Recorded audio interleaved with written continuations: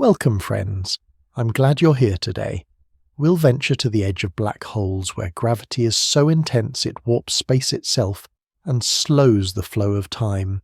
If this calm exploration of the cosmos inspires you, please like, subscribe, or share. Thank you. Mass and energy curve space-time in all directions, forming a geometry that is neither flat nor fixed, but supple and responsive to presence.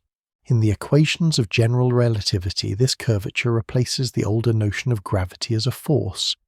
Matter tells space-time how to bend, and space-time tells matter how to move.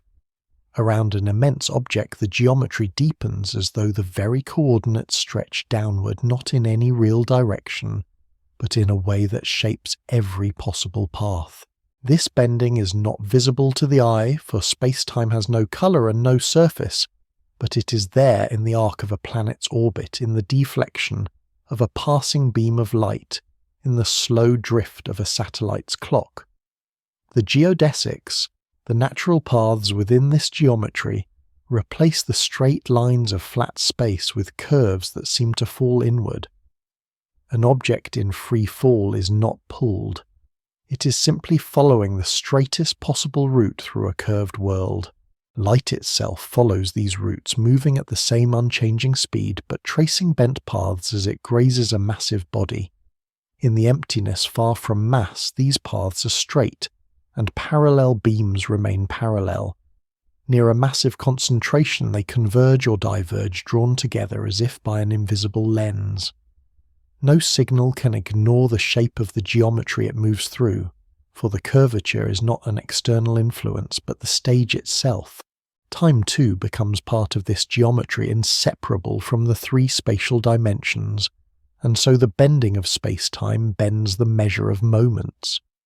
Where the curvature is strong, the ticking of a clock runs slow compared to one far from the mass. It is not a trick of perception. The intervals themselves are longer, the structure of causality altered by the very presence of matter. A poetic detail lies in the quiet reach of this effect. Even far from the dense heart of a massive object, the geometry feels its influence. The Earth orbits within the curvature of the Sun's mass, and the Sun orbits within the greater geometry shaped by the galaxy's unseen matter.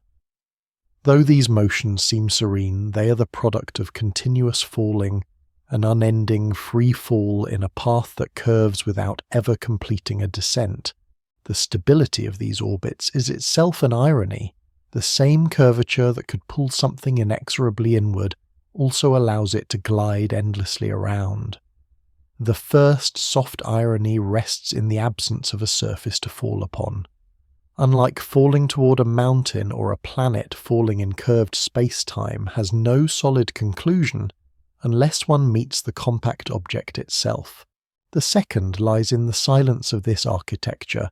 The most extreme curves near a black hole have no sound, though they direct the movement of light itself.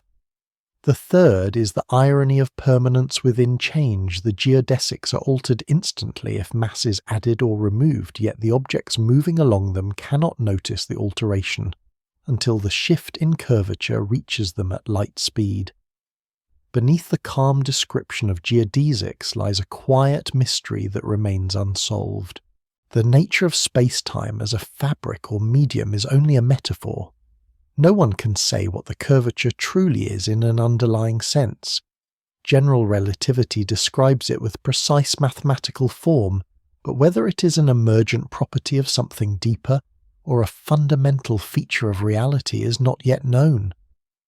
Quantum theories of gravity seek to unite the continuous curvature of relativity with the discrete quanta of the microscopic world, yet no final agreement exists. This unknown underlies even the most certain predictions, for the equations succeed in every test while leaving the essence undefined. A gentle modern analogy can soften the image without reducing its truth. One may imagine space-time as a calm sheet under tension where masses are placed and cause dips, but the analogy must be used with care. The true curvature acts in 4 dimensions, and the movement is not a roll toward a center, but a tracing of the shortest possible route through a geometry that itself has changed shape. Just as a traveller follows a winding road, not because of an unseen hand, but because that is the only route the land allows, so does light follow a bent path without deviation from its own rules. In the presence of extreme curvature, the geometry itself can fold so steeply that all paths lead inward. This is the beginning of the black hole, though the term is still distant in this first step. For now the concern is with the principle. Mass and energy in all their forms dictate the structure of space and the pace of time. This principle holds equally for the arc of a comet and for the ring of light seen around a galaxy that lenses a more distant source. The same geometry governs the slow precession of Mercury's orbit and the bending of starlight measured during a solar eclipse. In the cold emptiness between galaxies where mass is sparse, the curvature is shallow. Yet even here the accumulated effect of unseen matter, the dark matter, whose nature remains unmeasured, creates a faint but essential shaping of trajectories. This is not a curvature that can be felt in the body or seen with the eye. It is read in the patterns of the cosmos and the stability of its structures. Without it, galaxies would not hold together, and the web of large-scale structure would be loose and chaotic. Thus even the vast regions far from any black hole are still shaped by this soft weight of space-time, an influence as constant as it is silent. If one could step outside the geometry entirely, the bending might appear as a vast slow undulation, with depressions and ridges corresponding to the presence of mass and energy. But there is no outside, and the undulations are only the geometry itself. To move is to follow its lines, to remain still is to rest upon them. The traveller and the path are part of the same structure, and the measure of time between steps is set by the same curvature that defines the route. In this unity of motion and shape, gravity ceases to be an external actor, and becomes the form of existence itself. From this understanding flows every subsequent chapter in the study of black holes. They are not anomalies or exceptions, but the most extreme expression of the same rule that holds planets in orbit and bends the path of light. In them, curvature reaches a limit beyond which return is impossible, and the structure of space-time becomes a sealed domain. But even here, at the gentlest edge of the idea, the principle is already complete. The presence of mass and energy shapes the total geometry of reality, and in turn that geometry shapes the fate of all that moves within it. The rest is detail deepening toward the horizon. The event horizon is the quiet surface beyond which no signal can escape a boundary, defined not by a wall or material shell, but by the very geometry of space-time. It is the place where all future-directed paths turn inward, where even light moving at its constant speed cannot find a route that leads back to the wider universe. This surface is not a fixed object in the way of a rock or a planet. It is a region traced out by the movement of space-time itself, expanding when the black hole gains mass, and contracting if it could somehow lose it. To an observer falling inward, nothing special occurs at the horizon itself beyond the steady increase in gravitational pull and the curvature of the surrounding paths. To a distant observer, however, the crossing never seems to happen. The infalling object appears to slow its signal, stretched and dimmed, fading into invisibility as time dilation grows without bound. The boundary thus exists both as an absolute division and as a gradual vanishing. The horizon has a radius defined by the mass of the black hole known as the Schwarzschild radius in the simplest non-rotating case. Larger masses produce larger horizons, and for supermassive black holes at galactic centers, the radius can be as wide as the orbits of planets. Yet regardless of scale, the property remains the same. The escape velocity at the horizon equals the speed of light, and since nothing can exceed this speed, departure becomes impossible. It is not a matter of insufficient power or technology, but of the structure of reality. Once inside, all paths through space-time lead to smaller and smaller radii, eventually meeting the singularity that lies within. This inevitability is written into the geometry as firmly as the orbit of the Earth is written into the curvature around the Sun. A poetic detail hides in the fact that the horizon has no thickness. It is an infinitesimal shell without a gradient or a region of transition, yet it separates all that is free from all that is bound. Unlike an atmosphere where air grows gradually thinner, the change here is absolute and defined only by the logic of geodesics. There is also a quiet irony in the way the horizon moves in response to events that occur far outside it. When a black hole merges with another or swallows new matter, the horizon grows before the infalling material has even crossed it, as if anticipating the addition. This is not anticipation in any conscious sense, but the manifestation of global geometry, where the presence of incoming mass changes the shape of space-time everywhere at once. The first soft irony is that while the horizon is the most defining feature of a black hole, it is not a physical surface that could be touched. The second is that from the viewpoint of someone falling in the crossing is entirely unremarkable despite its finality. The third lies in the permanence of the boundary. Once a region of space-time becomes part of the interior, it cannot return to the exterior in any form recognizable to the outside world. There is a deep mystery here that remains unresolved. What becomes of information that crosses the horizon? Classical general relativity suggests it is lost to the outside universe, forever encoded only in the mass, spin and charge of the black hole. Yet quantum theory resists the loss of information, insisting that the fundamental details of a system must remain recoverable. Reconciling these views has driven decades of study, leading to proposals involving holographic principles, subtle correlations in Hawking radiation, and more speculative quantum gravity frameworks. No complete resolution has yet emerged, and the horizon remains the silent stage for this conflict between theories. A gentle modern analogy can be drawn to a river flowing toward a waterfall. From far upstream, an object approaches the drop slowly enough that it could still be turned aside. As it nears the edge, the current grows stronger, until at a certain point the flow moves faster than any swimmer can counter. Beyond this point of no return, the fate is sealed. Yet unlike a waterfall where one could imagine climbing back with effort or machinery, the event horizon allows no reversal, because every possible path forward leads deeper inward. In certain situations, horizons are not entirely permanent. Theoretical considerations suggest that black holes slowly lose mass through the emission of Hawking radiation, a process driven by quantum effects near the horizon. Over unimaginable timescales, this would cause the horizon to shrink and eventually vanish, releasing its contents in a final faint outflow of energy.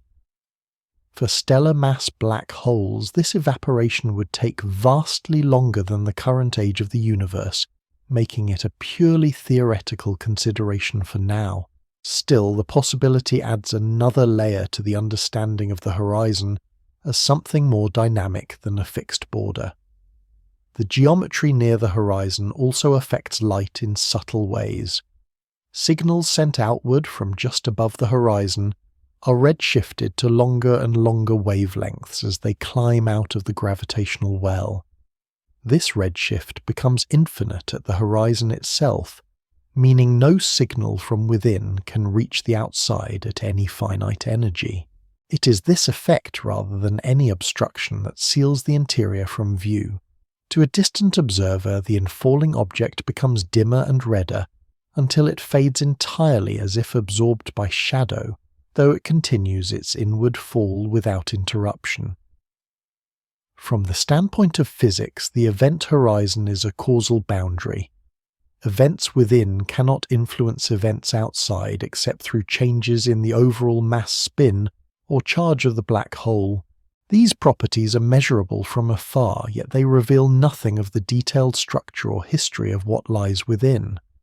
This stripping away of all but a few properties is sometimes called the no-hair theorem, another ironic phrase in the vocabulary of black hole physics.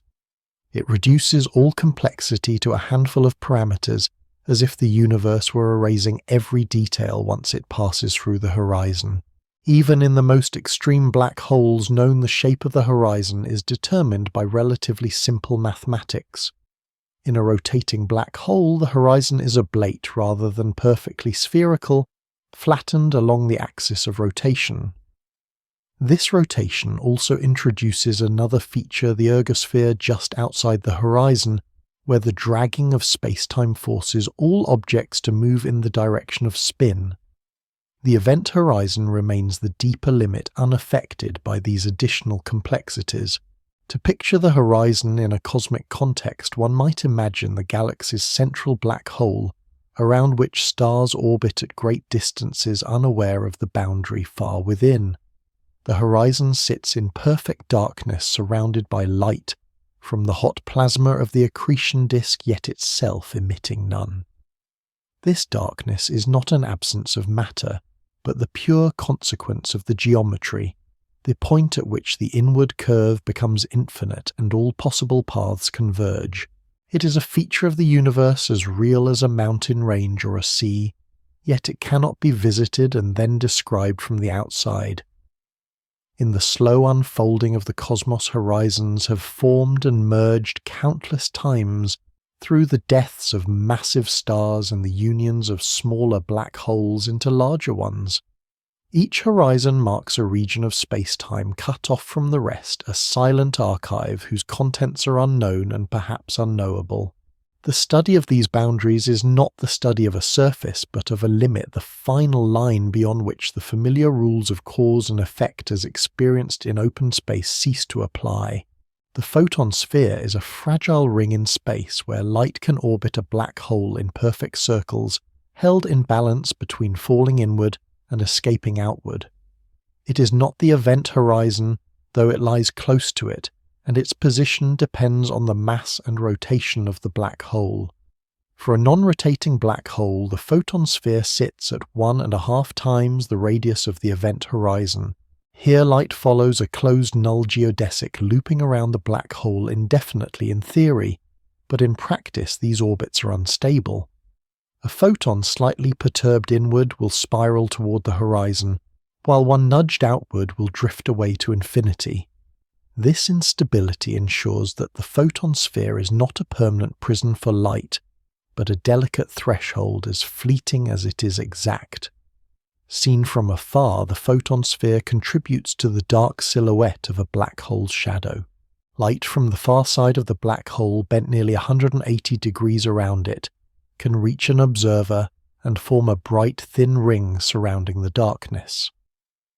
The Event Horizon Telescope images of M87N and Sagittarius A capture the glow from matter just outside this sphere, light that has been bent, delayed, and sometimes looped around the black hole before escaping.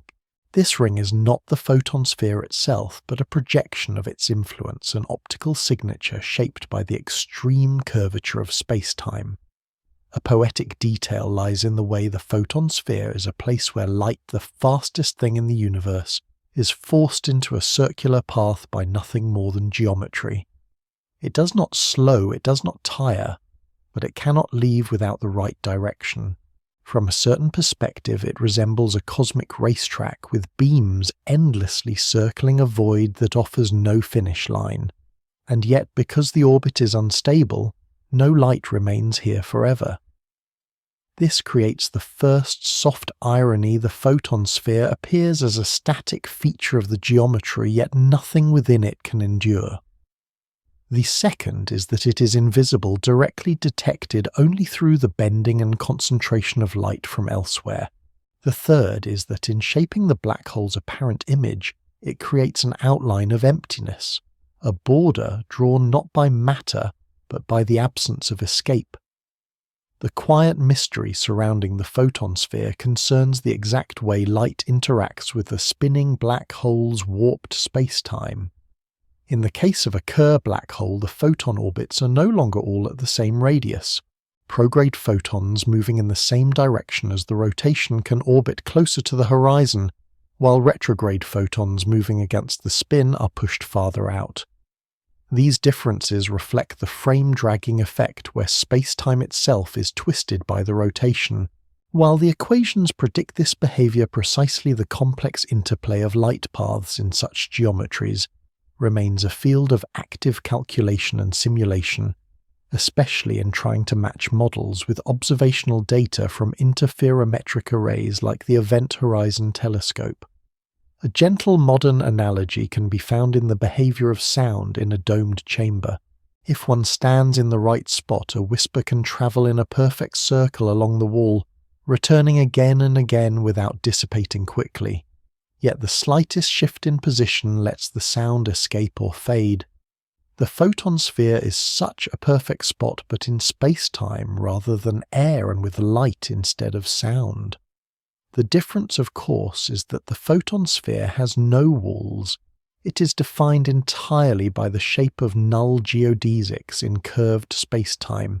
Photons that loop the black hole more than once before escaping produce higher-order images, faint and delayed, of objects behind the black hole. In principle, an infinite number of such images exists, each more bent and dim than the last, forming a nested set of echoes in light.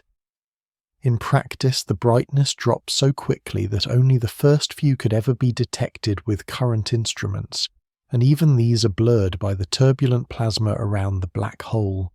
The existence of these higher-order rings is another quiet irony. They carry precise geometric information about the black hole's mass and spin, yet they are almost impossible to measure directly.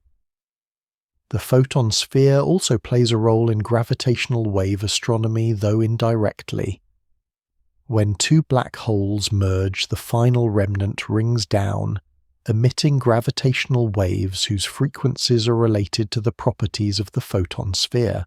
The light-like orbits contribute to the quasi-normal modes of the spacetime, the characteristic vibrations that fade as the black hole settles into its final state. This connection between light paths and ripples in spacetime is mathematically deep and observationally valuable, providing another way to probe the invisible structure around the horizon. In the absence of a luminous environment, the photon sphere would remain utterly undetectable. A black hole wandering in intergalactic space with no gas to accrete would reveal its presence only through gravitational lensing of background starlight, and even then the signature of the photon sphere would be faint and fleeting. It is only in the crowded dynamic environments near galactic centers or in binary systems that the glowing plasma of an accretion disk provides enough light to make the ring visible. The fact that such conditions are rare is another quiet irony. One of the most striking visual effects in nature depends on an unusual coincidence of mass environment and observation. Despite its instability, the photon sphere represents a threshold of sorts, the last place where light can hover in balance without falling inward. For matter, there is an analogous boundary farther out the innermost stable circular orbit, within which no steady orbit is possible. But light's threshold is closer, sharper, and entirely determined by space-time curvature. It serves as a reminder that in the vicinity of a black hole, even the fastest, most unbound traveller is subject to the same rules as all else. The mathematics that describe the photon sphere are exact in the idealized cases of non-rotating or perfectly rotating black holes, but real astrophysical black holes are neither perfectly isolated nor perfectly symmetrical. Their photon spheres may be perturbed by infalling matter-magnetic fields or nearby masses. Simulating such conditions requires solving the equations of general relativity, alongside models of plasma physics and radiation, transfer a task that taxes even the most advanced numerical methods. The complexity of these simulations reflects the difficulty of connecting the clean elegance of the theory with the turbulent reality of astrophysical environments. In the slow contemplation of the photon sphere, one is reminded that the strange behaviors near a black hole are not exceptions to the laws of nature, but direct consequences of them. The orbiting light is not held by any force in the conventional sense. It is simply tracing the only possible closed path available in the curved geometry at that radius. It is the geometry itself that does the holding, the bending, the turning, without ever touching the light it guides. In this way, the photon sphere is both a limit and a reflection, a limit on how close light can skirt a black hole without being lost, and a reflection of the space-time curvature that defines all motion around it. Time dilation near a black hole is not a trick of perception, but a direct consequence of the way mass curves space-time. In general, relativity time is woven into the same fabric as the three spatial dimensions, and when that fabric bends, the intervals between events are altered. A clock placed closer to a massive object will tick more slowly relative to a clock far away. This is not because the mechanism of the clock is hindered, nor because any physical process is directly slowed, but because time itself is measured differently in the curved geometry. The effect is subtle in weak fields such as near the Earth, where it is only measurable with precise instruments, but near the intense curvature of a black hole, the difference becomes overwhelming. As one approaches the event horizon, the ticking of the local clock appears to slow indefinitely when measured from a distant point. For the infalling observer, nothing unusual is noticed in the local passage of time. The seconds pass as they always have, the heart beats at its normal rhythm, and thoughts occur without delay. Yet from the perspective of an observer far away, those seconds stretch into minutes, then hours, then years, until the approach to the horizon seems to freeze entirely. This divergence of perspectives is not an illusion caused by light delay, although light's journey out of the gravitational well does contribute to the effect. The difference arises from the fundamental structure of space-time. The proper time experienced locally is shorter than the coordinate time measured from afar. A poetic detail rests in the way this effect reaches across scales. Even without a black hole, gravitational time dilation subtly affects our own technology. The atomic clocks aboard satellites orbiting Earth run slightly faster than those on the surface, because they are farther from the planet's centre, and thus in a region of weaker gravitational potential. Global navigation systems must account for this difference with extreme precision, or their positional accuracy would drift by kilometres each day. This small correction on Earth is the same principle that near a black hole becomes so strong that a few moments by the horizon might correspond to centuries outside. The first soft irony is that one can in principle experience more of the universe's future by venturing close to a black hole and returning, though the journey would be irreversible if the horizon were crossed. The second is that from a distant viewpoint an object falling toward the horizon seems never to arrive yet. In its own frame it reaches the boundary in finite time. The third is that the equations describing this phenomenon are as precise and unambiguous as any in physics, yet they produce a result that feels as alien to intuition as any fictional distortion of time. A quiet mystery persists in the question of how time behaves inside the horizon, where the radial coordinate becomes time-like in the mathematics of general relativity. In this interior region, the singularity lies not ahead in space, but ahead in time, making escape as impossible as avoiding tomorrow. The geometry dictates that all possible future paths lead to the central singularity, but whether a deeper theory of quantum gravity might alter this inevitability is unknown. Until such a theory is complete, the interior structure of time in these regions remains a matter of inference rather than direct observation. A gentle modern analogy can be drawn to a river flowing toward a narrowing canyon. Far upstream, the current is gentle and a boat drifts at an easy pace.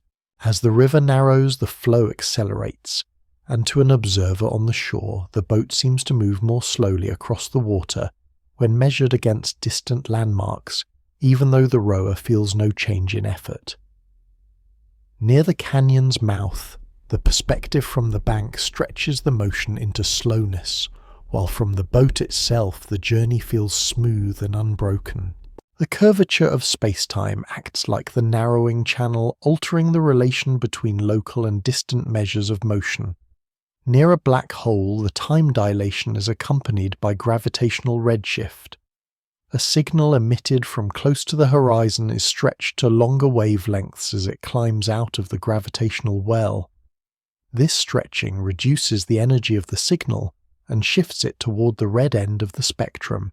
For a photon emitted at the horizon itself, the redshift becomes infinite, meaning that the light never arrives at the distant observer in any detectable form.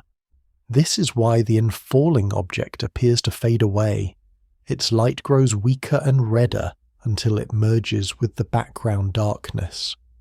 The combination of time dilation and redshift ensures that no process inside the horizon can influence the outside in any causal way. The innermost stable circular orbit just outside the photon sphere for matter rather than light is another consequence of curved space-time and time dilation.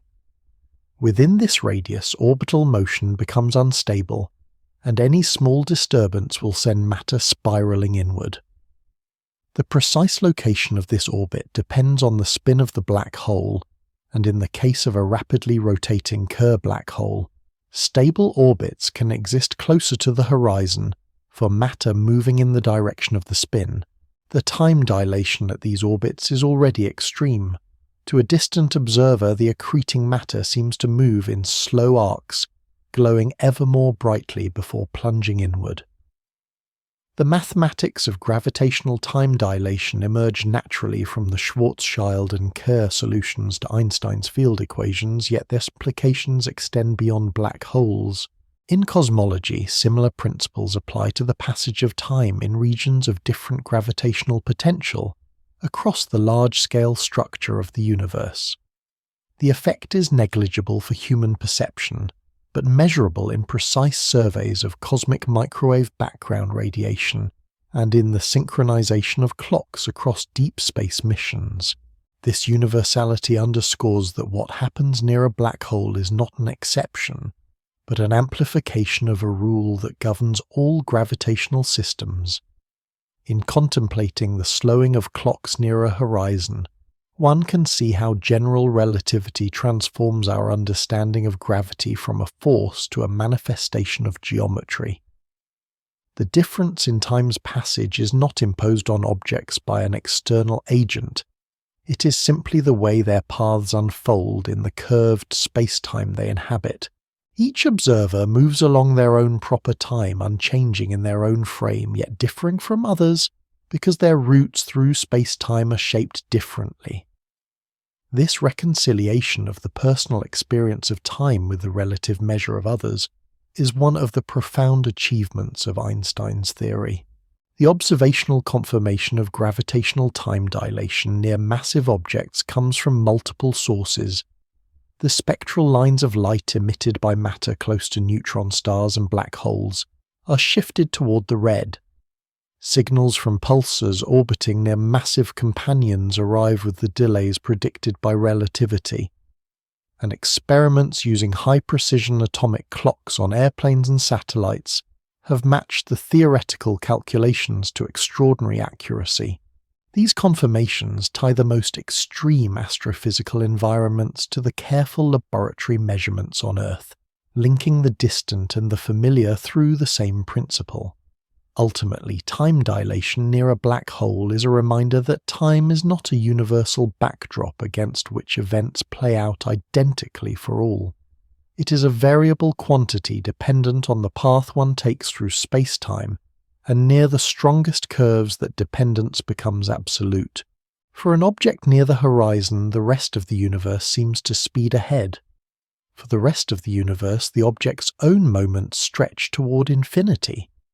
Both are correct, each in their own frame, and the paradox is only in trying to reconcile them from a single viewpoint. The truth is that no such single viewpoint exists, only the fabric of space-time itself guiding all who move within it. Light bends in the presence of mass because space-time itself is curved, and light must follow the geodesics of that curved geometry. This bending is not caused by a force acting on photons in the traditional sense, since they have no rest mass, but by the structure of space-time determining the only possible paths they can take. When a beam of light passes near a massive object, its straight-line route in flat space becomes an arc curving toward the mass before continuing on its way. In weak fields such as near the Sun, the effect is subtle, bending starlight by less than 2 arc-seconds. Yet even this was enough for the first experimental confirmation of general relativity during a solar eclipse in 1919. In strong fields near a black hole, the deflection can be so great that light can loop entirely around the object, or produce multiple images of a single source. This bending of light, known as gravitational lensing, has both a practical and a poetic dimension. In astronomical observations, massive galaxies and clusters act as natural lenses, magnifying and distorting the light of more distant galaxies behind them. These distortions can take the form of stretched arcs, mirrored images, or complete circles known as Einstein rings, where the background object is precisely aligned with the lens and the observer. Such rings are perfect geometric expressions of curved space-time, though in the real universe they are often incomplete or blurred by the uneven distribution of mass. Near a black hole, the lensing is far more intense, producing extreme warping of the surrounding star field and a ring-shaped projection of light from the accretion disk. A poetic detail lies in the way gravitational lensing allows us to see objects that would otherwise be invisible, not by producing light, but by reshaping the light from elsewhere. It is as if space-time itself were offering a glimpse of what lies beyond, bending the path of light so that distant sources are brought into view.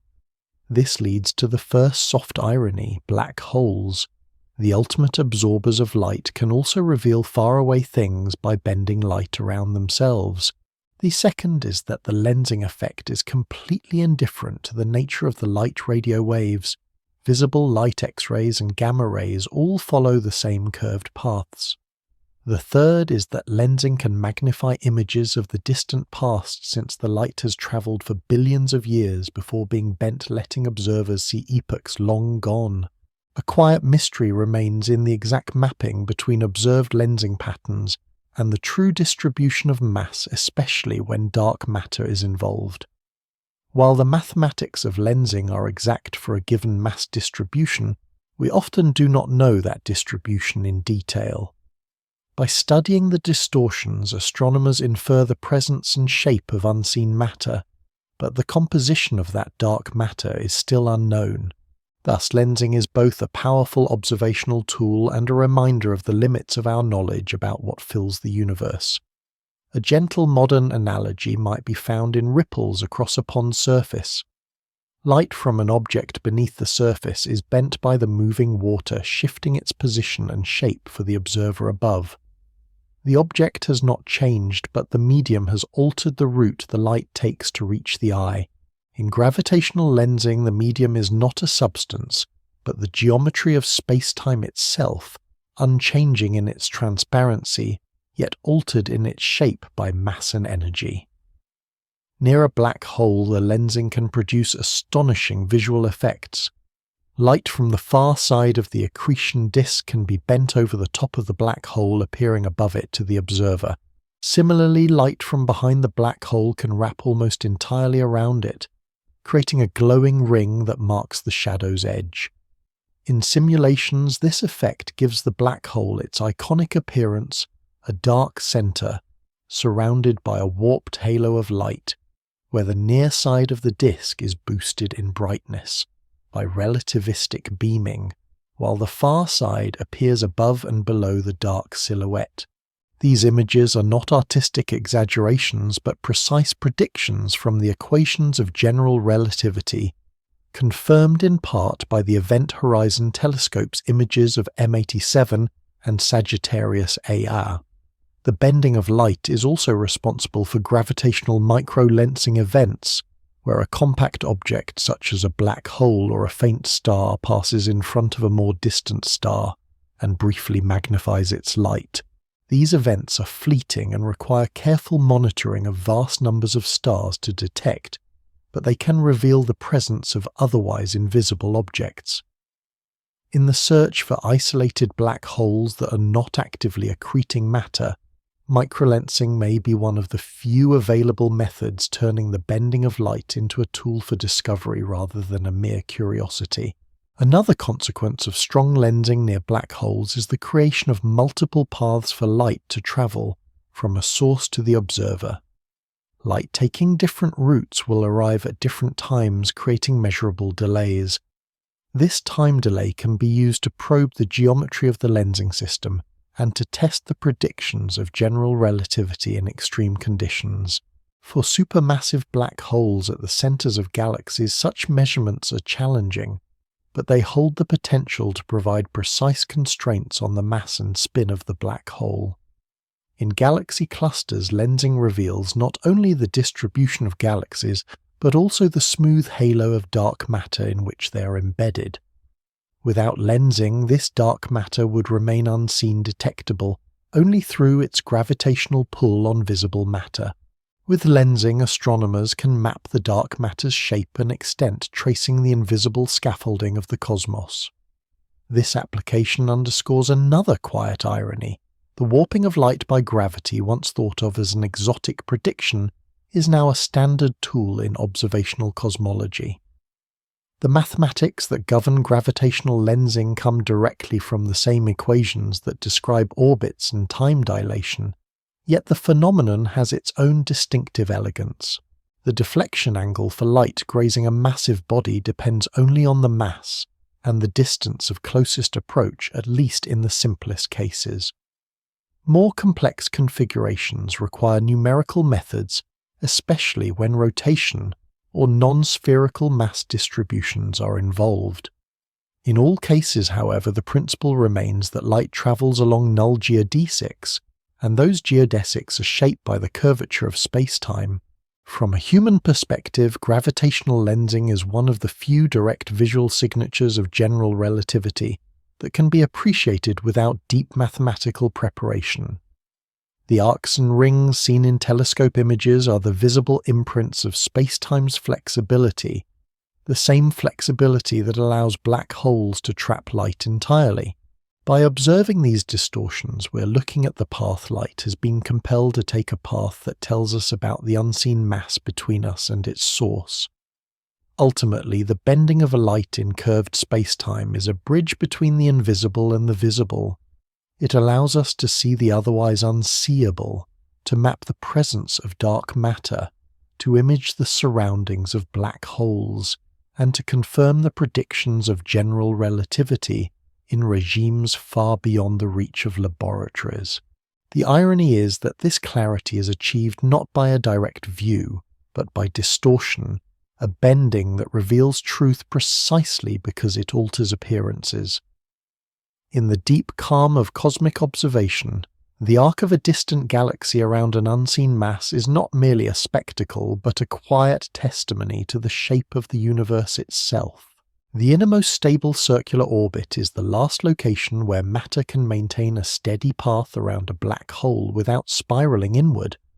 Outside this boundary, gas and other material can circle the black hole for long periods, gradually losing energy through collisions or radiation.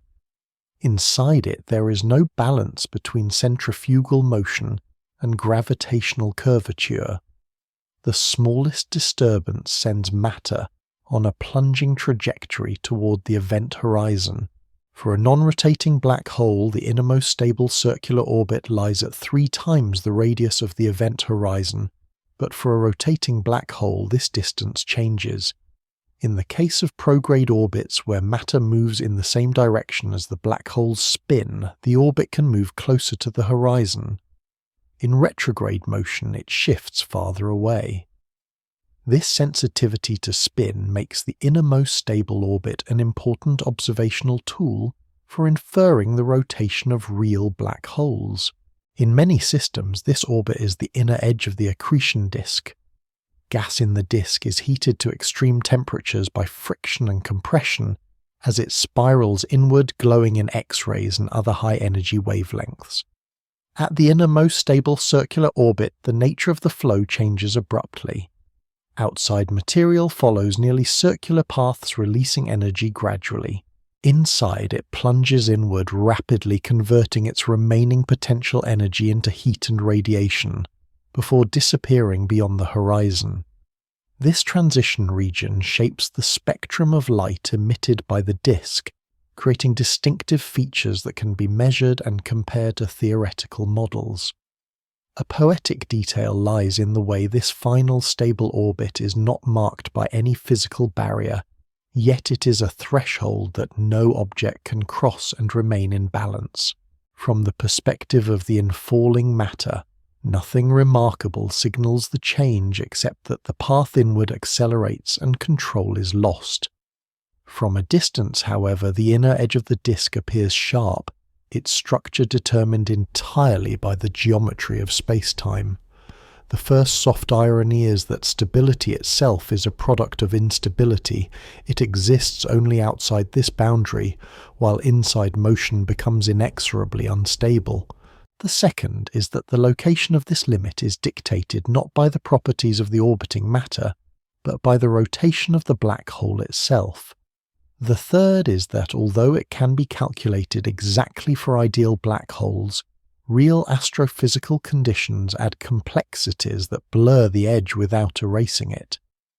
The quiet mystery surrounding the innermost stable orbit concerns the interaction between the curved space-time of the black hole and the magnetic and turbulent forces in the disk.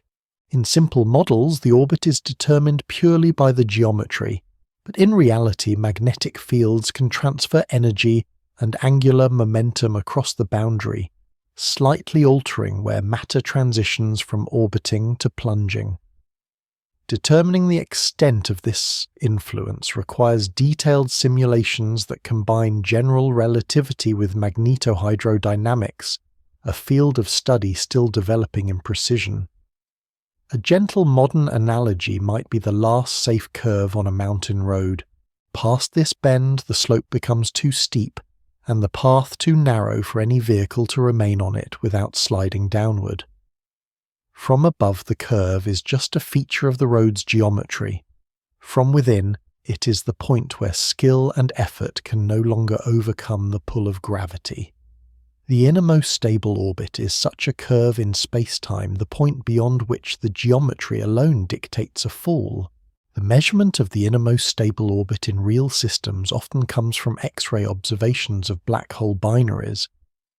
The shape and energy of the X-ray emission, particularly the broad iron spectral lines produced in the disk, are affected by relativistic Doppler shifts and gravitational redshift near the inner edge.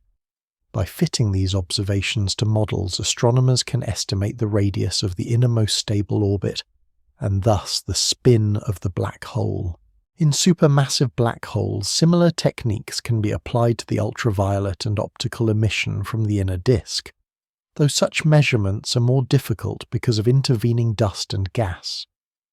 Near the innermost stable orbit, matter moves at significant fractions of the speed of light, and the effects of special relativity combine with those of general relativity to shape the observed light. The side of the disk moving toward the observer is boosted in brightness by relativistic beaming, while the opposite side is dimmed. This asymmetry creates the distinctive lopsided brightness seen in simulations of black holes and confirmed in the Event Horizon Telescope images. The light from this region is also strongly lensed, bending around the black hole to form the bright ring encircling its shadow. In the case of a rapidly rotating black hole, the innermost stable orbit can approach the event horizon so closely that the plunging region is extremely narrow. This proximity increases the efficiency with which the black hole can extract energy from infalling matter. In theoretical models, a maximally rotating black hole can convert up to 42% of the rest mass energy of the accreting material into radiation before it crosses the horizon. This efficiency far exceeds that of nuclear fusion in stars, making accretion onto black holes one of the most powerful energy sources in the universe. The study of the innermost stable orbit is also relevant to gravitational wave astronomy. In the inspiral of two compact objects such as neutron stars or stellar mass black holes, the point at which their orbits become unstable marks the transition to the plunge and merger phase. The gravitational wave signal changes character at this moment, providing information about the properties of the merging objects. In extreme mass ratio inspirals, where a small compact object orbits a supermassive black hole, the location of the innermost stable orbit is a key parameter in predicting the waveform detectable by future space-based observatories. From a theoretical perspective, the innermost stable orbit is one of the cleanest examples of how curved space-time dictates motion. In Newtonian gravity, orbits can be arbitrarily close to a massive body, as long as the speed and centrifugal force balance the pull of gravity.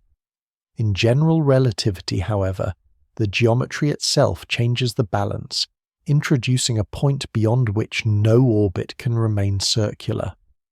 This difference is not a matter of stronger gravity, but of the fundamental structure of space-time near a compact object.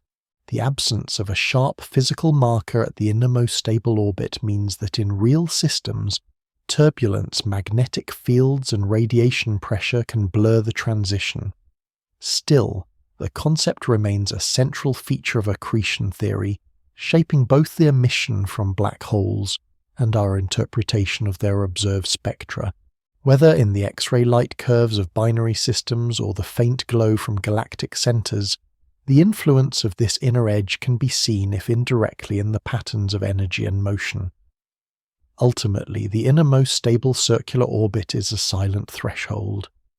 It is neither as absolute as the event horizon, nor as visually striking as the photon sphere, but it governs the last calm rotation before the plunge.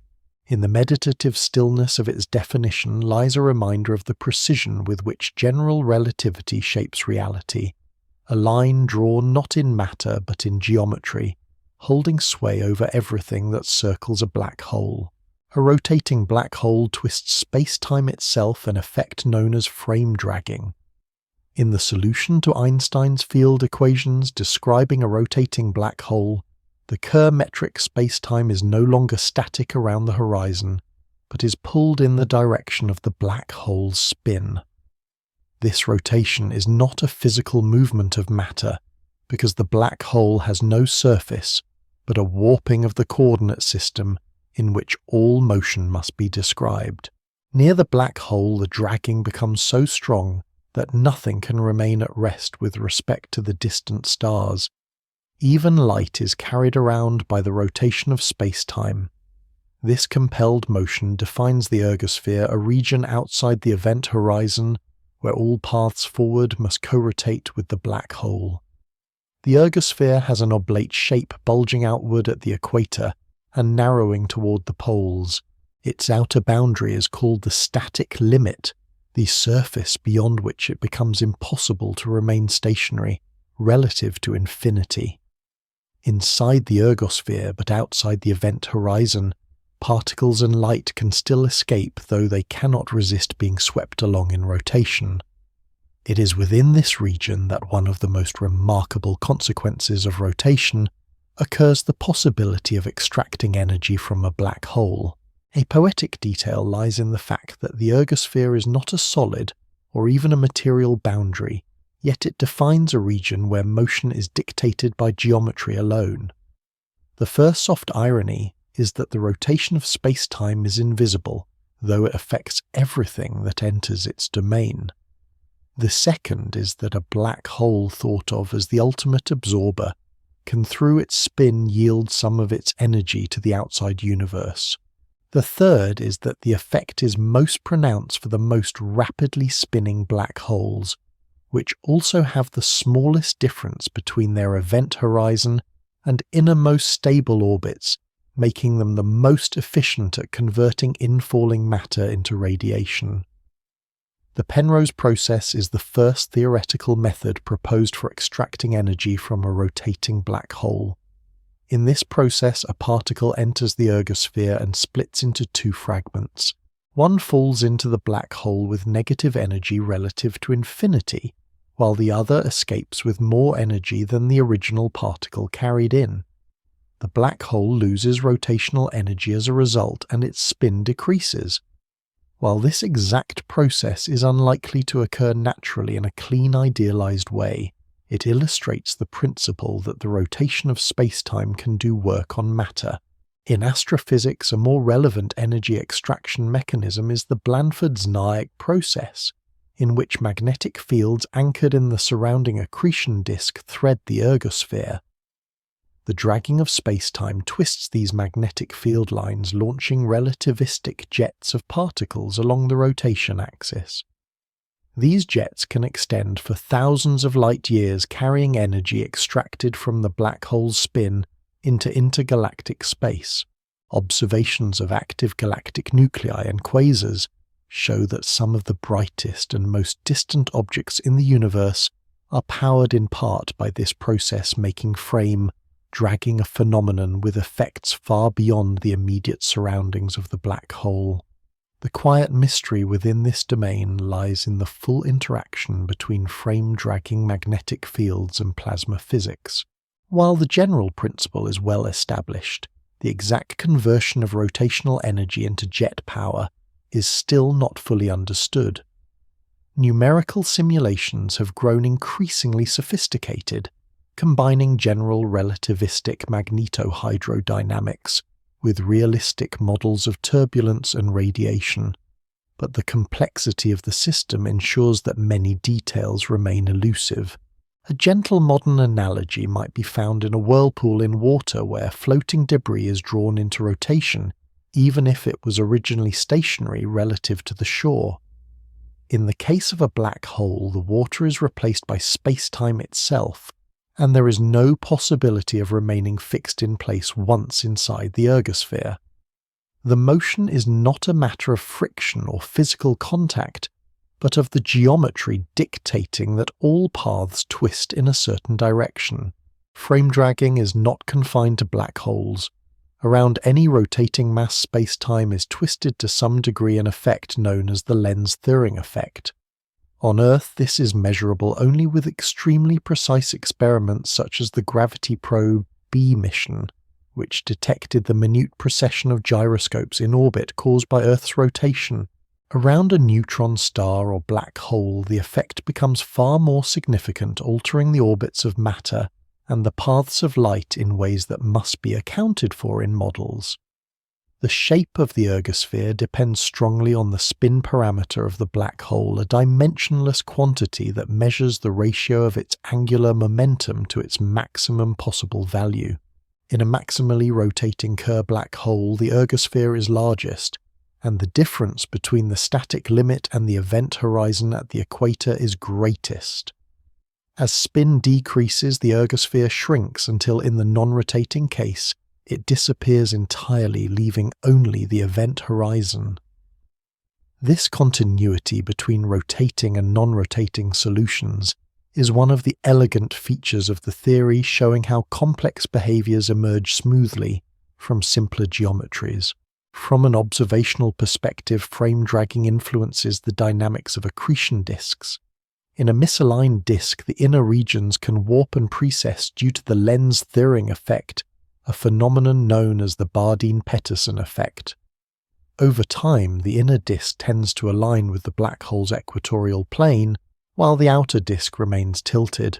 This warping can modulate the light emitted by the disk and the orientation of jets, producing variability in the observed brightness and structure of the system. The ergosphere also affects gravitational waves emitted by matter orbiting near a rotating black hole.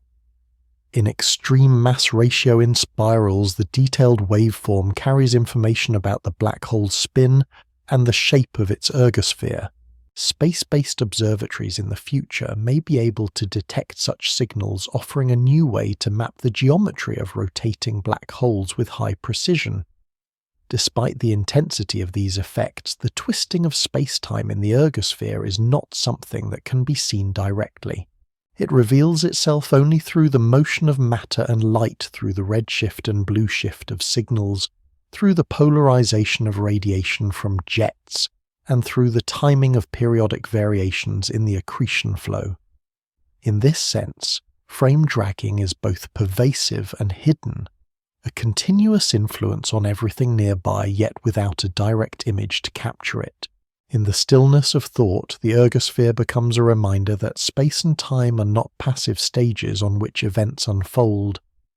They are active participants in the drama of the universe, capable of being set into motion themselves.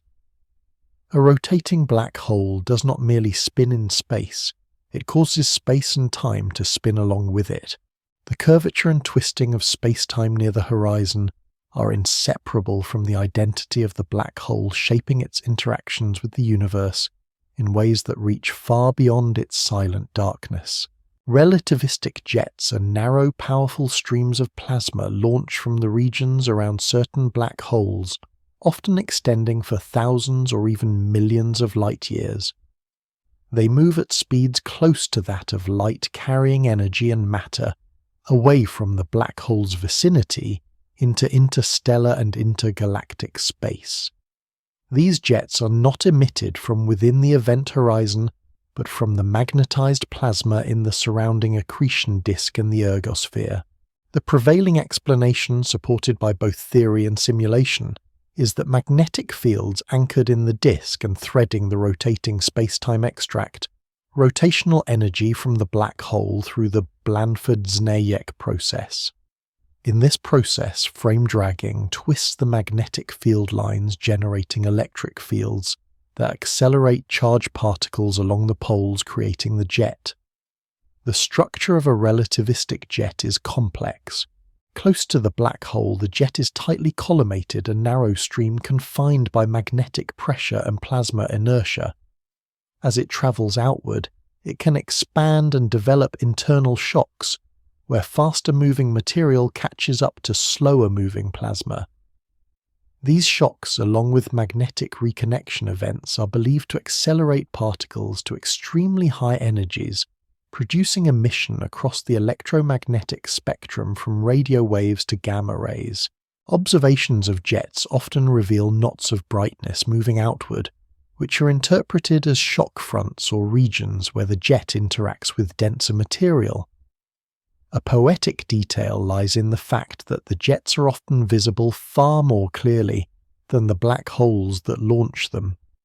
The first soft irony is that a black hole, an object that traps light, can power beams that shine across the universe. The second is that these beams, though immensely energetic, can be remarkably narrow, maintaining coherence over distances vastly exceeding their source. The third is that while jets carry away energy, they can also feed the environment, compressing and heating intergalactic gas and triggering new waves of star formation. The quiet mystery surrounding relativistic jets lies in their precise collimation and stability. Magnetic fields are central to their formation, but the details of how they remain focused over such vast scales are not fully understood. Some jets appear straight for millions of light-years, while others bend or show helical structures. Whether these shapes are the result of precession of the black hole and disk instabilities in the plasma, or interactions with surrounding material, is still an open question. Simulations reproduce many features of jets but struggle to capture all their complexities, especially in 3 dimensions with full relativistic magnetohydrodynamics. A gentle modern analogy might be a fire hose spraying into the wind. If the pressure is high enough and the nozzle is well focused, the stream can maintain its form far beyond what intuition might suggest. In the case of a black hole jet, the pressure is supplied by magnetic fields and relativistic motion, while the wind is the medium of interstellar and intergalactic space. The difference is that the jet is not made of water, but of particles moving near the speed of light guided by invisible field lines. Relativistic jets are most commonly associated with supermassive black holes, in the centers of active galaxies where accretion rates are high and magnetic fields strong. In some cases, the jet is pointed almost directly toward Earth, creating what is known as a blazar.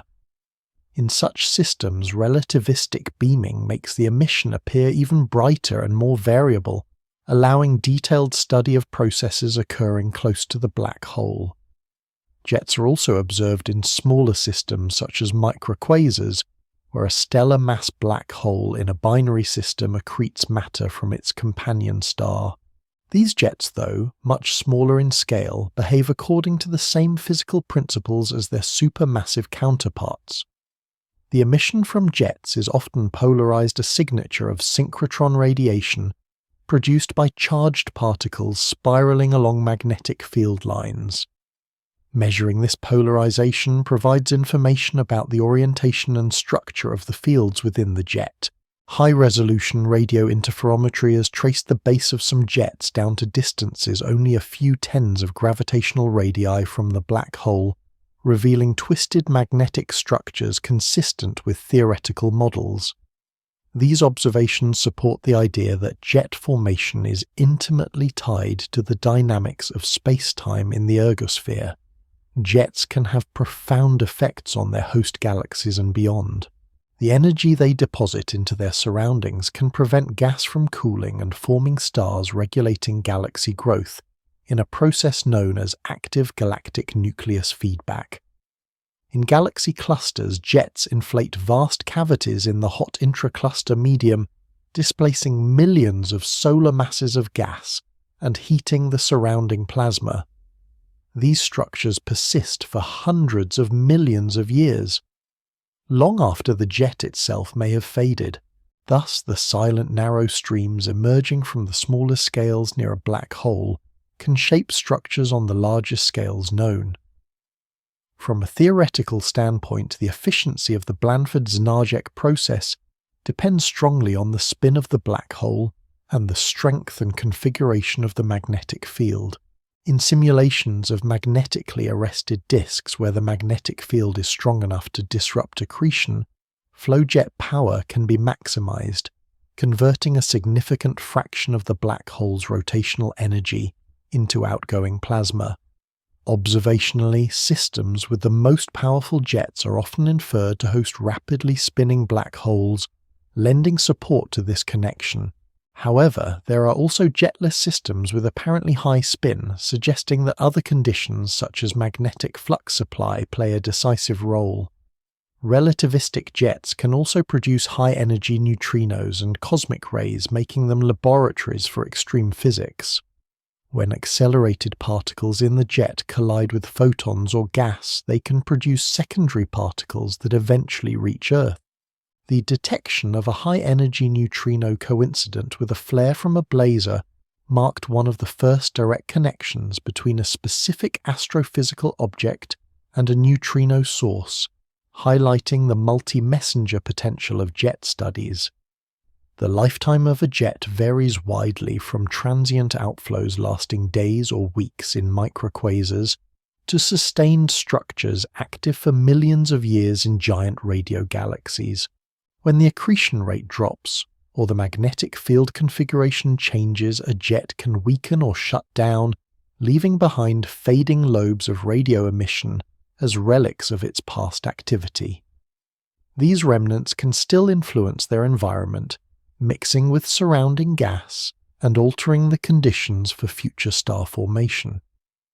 Despite decades of study, relativistic jets remain one of the most visually striking and conceptually challenging phenomena in astrophysics. They are anchored in the deepest gravitational wells known, yet they project energy and matter into the emptiness far beyond their source. They are shaped by forces we cannot see directly, yet their effects are visible across the electromagnetic spectrum.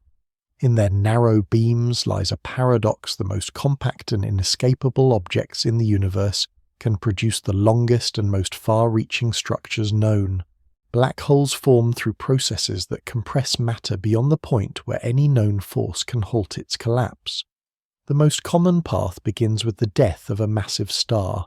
When such a star exhausts the nuclear fuel in its core, fusion ceases and the outward pressure that has balanced gravity disappears. The core collapses under its own weight, and if the mass of the remnant exceeds a critical limit, even the degeneracy pressure of neutrons cannot stop the implosion. The collapse continues until space-time curves so steeply that an event horizon forms, sealing off the singularity within. This is the birth of a stellar mass black hole, an object with a mass typically between a few and a few tens of times that of the Sun. Other black holes arise from mergers of smaller ones. When two black holes orbit one another, they emit gravitational waves, losing orbital energy and spiraling together. As they merge, their horizons fuse, creating a larger black hole, with properties determined by the total mass spin and energy radiated away in gravitational waves. These mergers are now regularly detected by instruments such as the Laser Interferometer, Gravitational Wave Observatory, and its international partners, which have confirmed dozens of such events and provided a new way to measure black hole populations in the universe. A separate category of black holes occupies the centers of galaxies' supermassive black holes, with masses from millions to billions of suns. Their origin is less certain. They may have grown from smaller seeds left by the first generation of massive stars accumulating mass over cosmic time through accretion and mergers. Alternatively, they may have formed directly from the collapse of enormous clouds of gas in the early universe, bypassing the stellar stage. The quiet mystery lies in how some supermassive black holes managed to reach billion solar mass scales within the first few 100 million years after the Big Bang, a feat that challenges simple models of gradual growth. A poetic detail is that the formation of a black hole is often hidden from direct view, especially in stellar collapse. When the outer layers of a dying star fall inward without producing a visible supernova, the event is known as a failed supernova. The star simply vanishes from the sky, replaced by darkness. This silent disappearance is the first soft irony.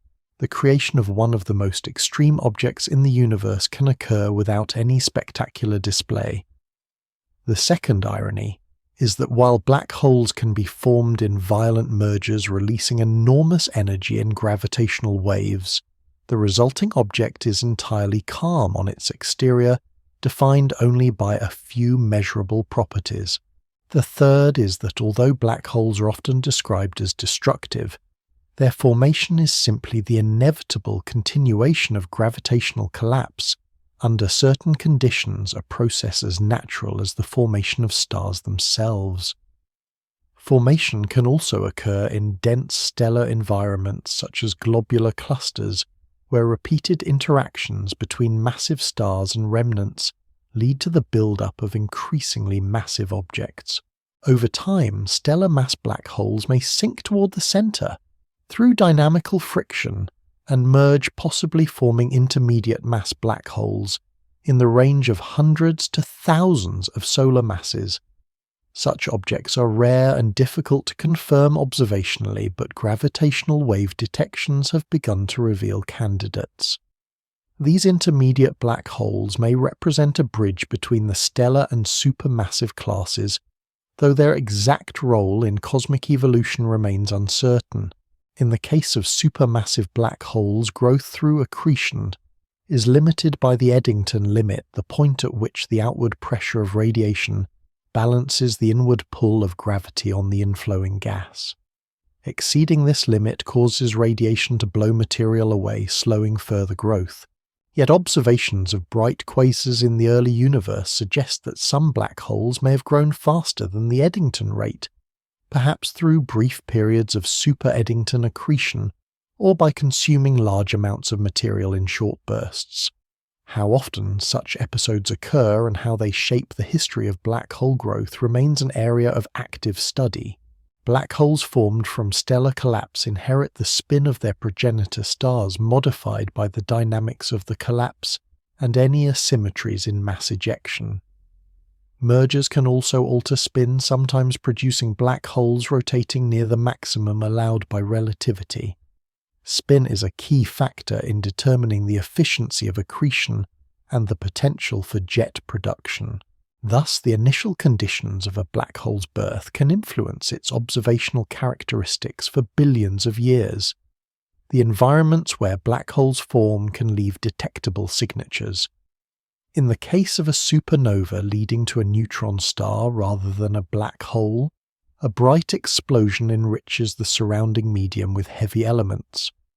When a black hole forms directly, this enrichment may be absent or reduced, affecting the chemical evolution of the host galaxy.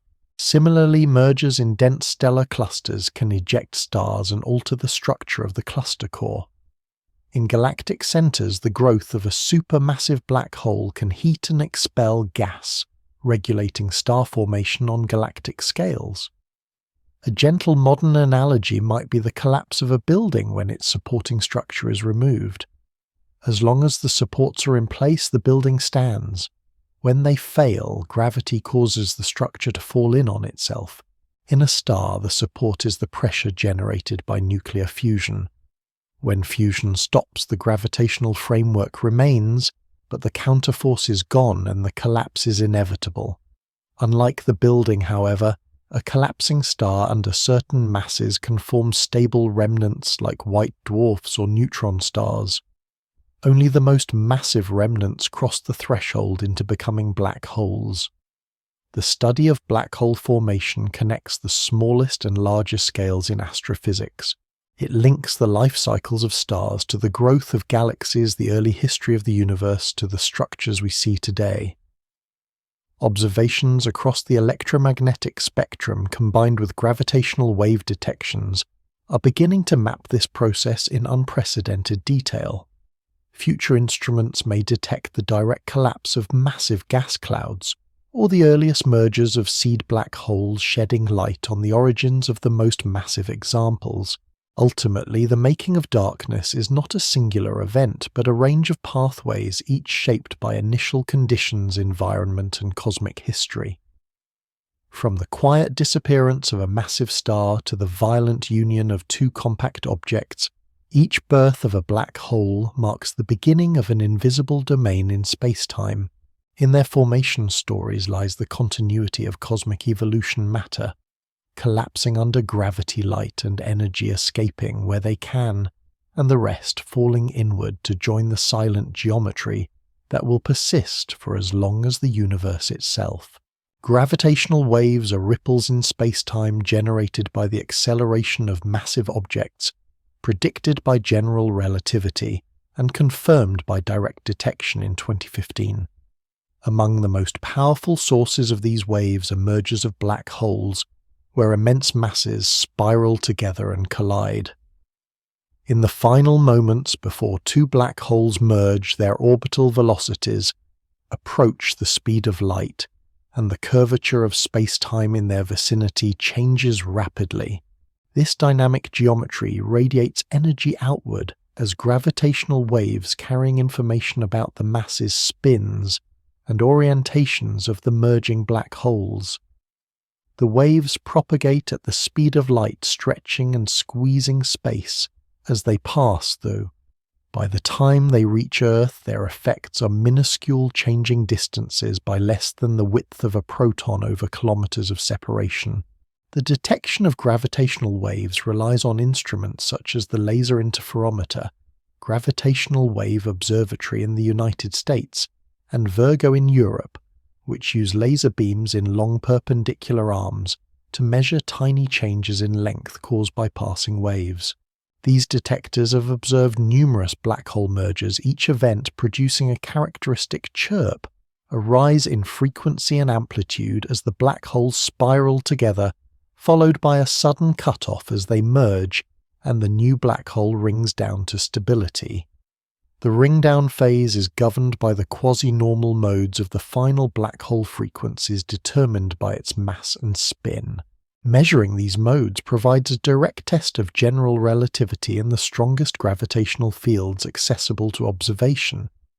A poetic detail lies in the fact that the most violent collisions known produce no flash of light, only a trembling of space-time itself. The first soft irony is that these events invisible to traditional telescopes can now be detected with instruments sensitive to distortions smaller than any atom. The second is that the waves they produce grow weaker as they spread, yet can still be measured across billions of light years. The third is that the black holes themselves are unchanged in appearance afterward, revealing their past only through the memory of space-time's vibrations. The quiet mystery within gravitational wave astronomy concerns the nature of the merging objects in certain events.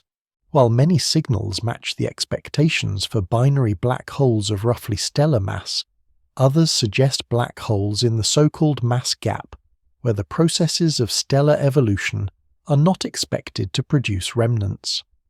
Some events hint at exotic possibilities such as primordial black holes formed in the early universe, though no definitive evidence yet exists. Determining the origins of these unusual mergers will require larger samples and better modelling of both stellar and cosmic histories. A gentle modern analogy can be made to listening for distant thunder through the ground rather than the air. The storm may be too far for its light or sound to reach directly, but the Earth itself can carry its vibrations across great distances. Gravitational waves are such vibrations of space-time, allowing us to sense cosmic storms of unimaginable power without needing to see them. Gravitational waves from black hole mergers are transient, lasting only seconds for stellar mass systems. For supermassive black hole mergers, the waves have much lower frequencies and can last for years. These are too low in frequency for ground-based detectors, but may be observed by space-based instruments such as the Laser Interferometer, space antenna planned for the next decades. At even lower frequencies, pulsar timing arrays use the regular signals from spinning neutron stars to search for the collective background of gravitational waves from many merging supermassive black holes across the universe.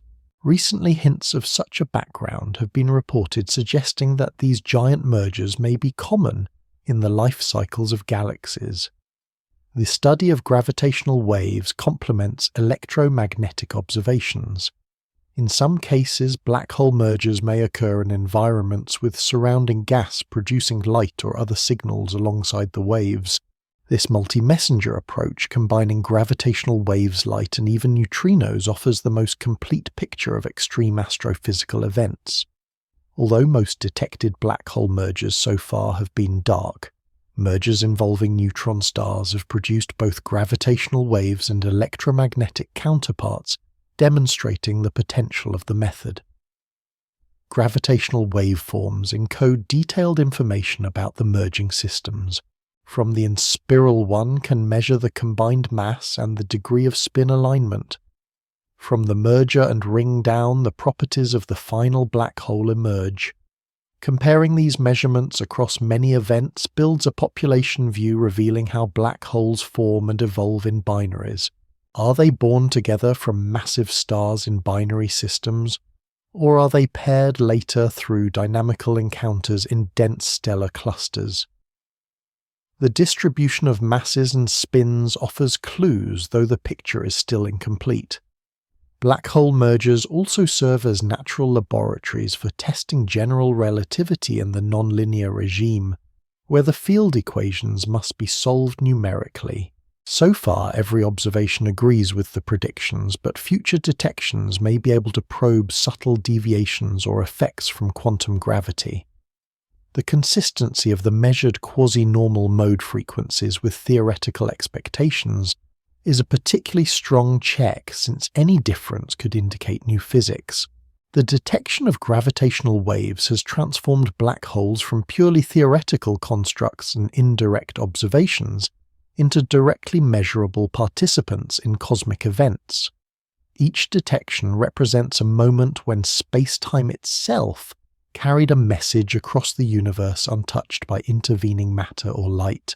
The sensitivity required to measure these waves has pushed the limits of engineering and precision, relying on technologies capable of detecting changes in length far smaller than the width of a proton filtered from a background of terrestrial vibrations and quantum noise. A poetic consequence of this precision is that the instruments must remain still enough to sense movements in space-time caused by events billions of years in the past. In a sense, they listen to the present for echoes of the deep past, registering the arrival of waves that began their journey before Earth formed. This temporal connection is a quiet reminder that the universe's most fleeting moments can resonate across its entire history. In the coming years, gravitational wave astronomy will expand in both frequency range and sensitivity. New detectors improve noise reduction, and global networks will increase the number of events detected and the detail with which they can be analyzed. Space-based instruments will open a window onto the slow massive dances of supermassive black holes, while pulsar timing arrays may reveal the hum of countless such mergers over cosmic time. Together, these efforts will weave a richer understanding of how black holes interact, merge, and shape the universe. Ultimately, gravitational waves from black hole mergers are the purest signals of gravity's dynamic nature. They are not scattered or absorbed by dust or gas, and they require no medium to travel. They are the direct imprint of space-time in motion, passing silently through everything in their path. In their detection, we find both confirmation of theory and the opening of an entirely new way to explore the cosmos, one that does not depend on light, but on the deep geometry of the universe itself. The first images of black holes produced by the Event Horizon Telescope represent a convergence of theory, technology, and patient observation. These images do not capture the event horizon itself, which cannot emit light, but rather the surrounding region where photons last scatter before escaping to distant observers. This boundary of visibility is called the photon ring, a projection shaped by the photon sphere and the gravitational lensing of light from the accretion disk. In April 2019, the collaboration revealed the image of the supermassive black hole at the center of the galaxy Messier 87. The result showed a bright asymmetric ring surrounding a dark shadow, matching predictions from general relativity for a rotating black hole with a mass of about 6.5 billion suns. In 2022, the same technique produced the first image of Sagittarius A as the central black hole of the Milky Way, whose smaller mass and faster variability required different processing to reconstruct. Creating these images required linking radio telescopes across the globe into a single virtual instrument using very long baseline interferometry. By coordinating observations from multiple sites separated by thousands of kilometers, the array achieved the resolution needed to discern features on the scale of tens of microarc seconds. At this scale, one could resolve an object the size of a grapefruit on the surface of the moon. The data were collected at a wavelength of 3 millimeters, chosen because it can penetrate the interstellar gas and dust that would obscure shorter wavelengths, and because it balances resolution with sensitivity to the structures of interest. A poetic detail lies in the way the black hole's image emerges not from a single exposure, but from the synthesis of vast amounts of data collected simultaneously across continents.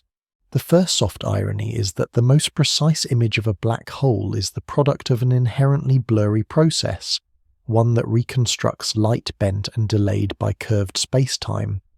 The second is that the shadow, the defining feature of the image, is not a physical surface, but the absence of light from paths that cross the event horizon. The third is that the ring appears bright not because of the black hole itself, but because of the glowing plasma around it shaped by magnetic fields and relativistic motion. The quiet mystery within these observations is the fine structure of the photon ring. General relativity predicts that light can loop around the black hole multiple times before escaping, producing a series of subrings, each smaller and fainter than the last. Detecting and resolving these subrings would provide a powerful test of the theory and an independent measurement of the black hole's parameters. The current images do not have the resolution to separate these features clearly, but future expansions of the telescope array, possibly including space-based antennas, may make such measurements possible. A gentle modern analogy can be found in the way a lighthouse beam appears as a single flash from afar, while close inspection reveals it as the sum of multiple reflections and refractions within the lens.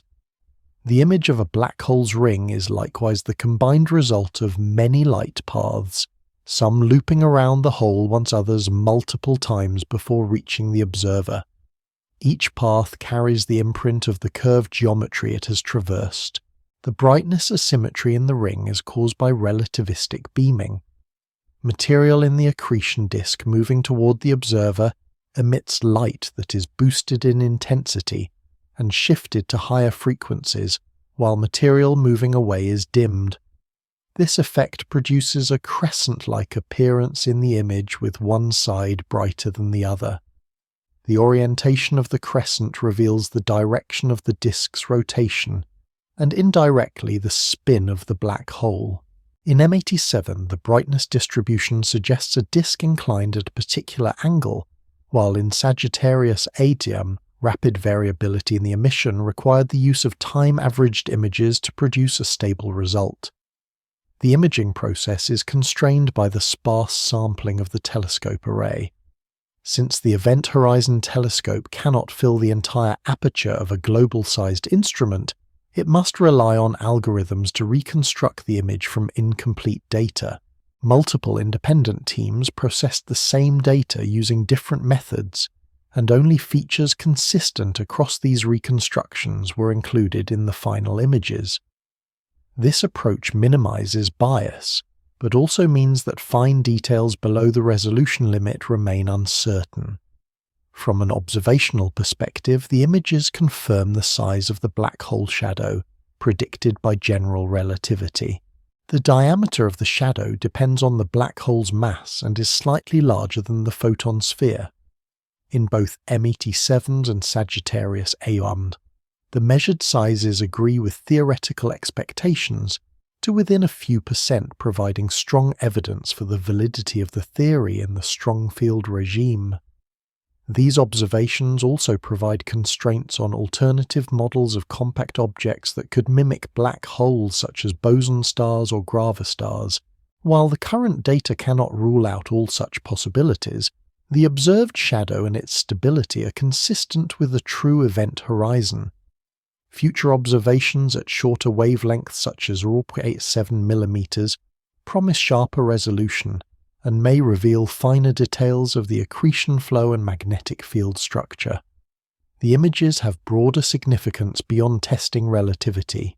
They offer a direct connection between the abstract mathematics of space-time curvature and a tangible visual form. For decades, artists and scientists alike created simulations of what a black hole might look like, but the Event Horizon Telescope's results transformed these into direct observations. They bridge the gap between theory and perception, allowing the human eye to see the imprint of a gravitational well so deep that not even light can escape it. The measurement of polarization in the light from M87 adds another layer of information. Polarization traces the orientation of magnetic fields in the emitting plasma, and the observed patterns suggest that magnetic fields play a crucial role in channeling material into jets. This supports the link between the dynamics of the accretion disk, the structure of the magnetic fields, and the launching of relativistic jets through processes such as the Blanford-Znajek mechanism. A further poetic element lies in the timescales involved. Light captured in the image has travelled across tens of thousands of years, in the case of Sagittarius A, and 55 million years from M87 Cans. The photons arriving today began their journey long before humans existed, and yet their final path around the black hole was determined in moments before they escaped. In the convergence of those ancient journeys, the image becomes a meeting point of vast histories compressed into a single view. Ultimately, the portraits of M87 and Sagittarius A are not final statements, but first glimpses. The shadows they reveal are invitations to explore, to refine techniques, and to probe deeper into the structure of space-time. As the Event Horizon Telescope expands and integrates more observing stations, the clarity of these images will improve, bringing us closer to resolving the subrings mapping the dynamics of the accretion flow, and perhaps even observing changes in the shadow over time. In these patient efforts, the silent darkness at the center of galaxies becomes not an absence, but a focal point where light, gravity, and human curiosity converge. Hawking radiation is a theoretical prediction that black holes are not entirely black, but emit a faint glow due to quantum effects near the event horizon. In classical general relativity, nothing can escape from within the horizon, and a black hole can only gain mass or remain unchanged. Stephen Hawking's calculation in 1974 combined quantum field theory with the curved spacetime of a black hole, and showed that particle-antiparticle pairs constantly forming in the vacuum could lead to a net loss of energy from the black hole. When such a pair appears just outside the horizon, one particle may fall in while the other escapes to infinity. To an outside observer, it seems as though the black hole has emitted a particle, reducing its mass slightly in the process. This emission is thermal, with a temperature inversely proportional to the black hole's mass, meaning that smaller black holes radiate more strongly than larger ones. For stellar mass or supermassive black holes, the temperature of Hawking radiation is extraordinarily low, far below the temperature of the cosmic microwave background, making it impossible to detect directly with current instruments. Only hypothetical small black holes possibly formed in the early universe would have a high enough temperature for this radiation to be observable. If such primordial black holes exist and have masses small enough, they might be evaporating rapidly today, producing bursts of high-energy particles in their final moments. Despite searches for such signals, no confirmed detections have been made, leaving Hawking radiation as a prediction still awaiting direct evidence. A poetic detail lies in the way this process gives black holes a finite lifetime. The first soft irony is that an object defined by its ability to trap everything will in the end lose mass and disappear. The second is that the smaller a black hole becomes, the faster it evaporates, with its final stages being the most energetic. The third is that this ultimate fading away is entirely silent in the sense that it is driven not by astrophysical processes like accretion or mergers, but by the underlying structure of quantum fields. The quiet mystery surrounding Hawking radiation is its connection to the information paradox. If a black hole radiates away all its mass and energy, what happens to the information about the matter that formed it?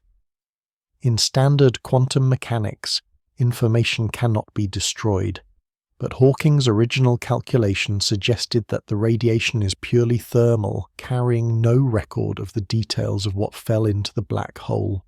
This apparent conflict between quantum theory and general relativity has spurred decades of research, leading to ideas such as the holographic principle, black hole complementarity, and the possibility that correlations in the radiation might preserve the information in some form.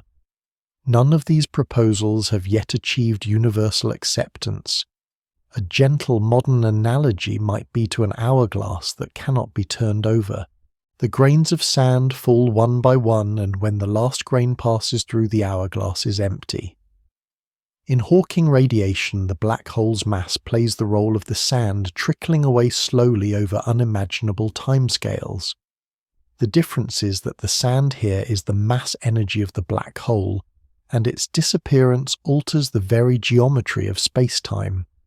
The evaporation process is extremely slow for astrophysical black holes.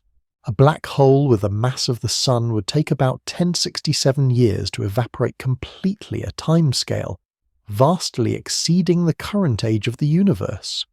For a supermassive black hole, the lifetime is even longer, essentially ensuring that these objects will outlast all stars and galaxies. In the far future, when all other sources of energy have faded, Hawking radiation could be the final lingering glow in a cold and dark universe. If Hawking radiation is correct, it unites concepts from quantum mechanics, thermodynamics, and general relativity. Black holes would obey the 4 laws of black hole thermodynamics, where their surface area corresponds to entropy, their surface gravity to temperature, and their mass to energy. This framework suggests deep links between the nature of space-time and the principles governing heat work and information.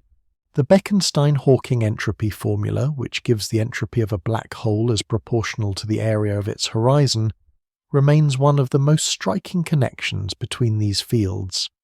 Testing the existence of Hawking radiation directly is challenging because of its faintness.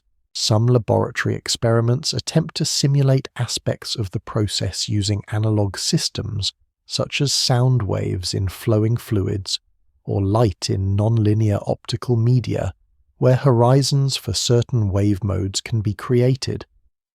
These analog black holes do not prove the effect occurs in astrophysical black holes, but can offer insights into the underlying physics and provide indirect support for the concept. From a theoretical standpoint, the derivation of Hawking radiation assumes that quantum field theory applies in curved space-time all the way to the horizon. If quantum gravity modifies the structure of space-time at very small scales, it might alter or even eliminate the effect. Some approaches suggest that the horizon could be replaced by a more complex surface, or that the radiation might carry information in subtle correlations. Resolving these questions will require a complete theory of quantum gravity, which remains one of the central goals of modern physics. Observationally, the search for small black holes continues, particularly through gamma-ray observatories that could detect bursts from the final evaporation stages. The detection of such an event would be groundbreaking, providing direct confirmation of Hawking's prediction and new constraints on the early universe. The absence of such detections also places limits on the number of small primordial black holes that could exist today, with implications for theories of dark matter and cosmic structure formation. In the meditative stillness of thought, Hawking radiation transforms the image of the black hole from a permanent prison into a temporary state. Even the most massive and enduring structures in the cosmos would, given enough time, fade into the background, leaving only the imprint they once made on the universe. This quiet end contrasts with the violence of their formation, suggesting that the universe's extremes are balanced not only by their opposites, but by the slow work of underlying laws that act without sound or spectacle.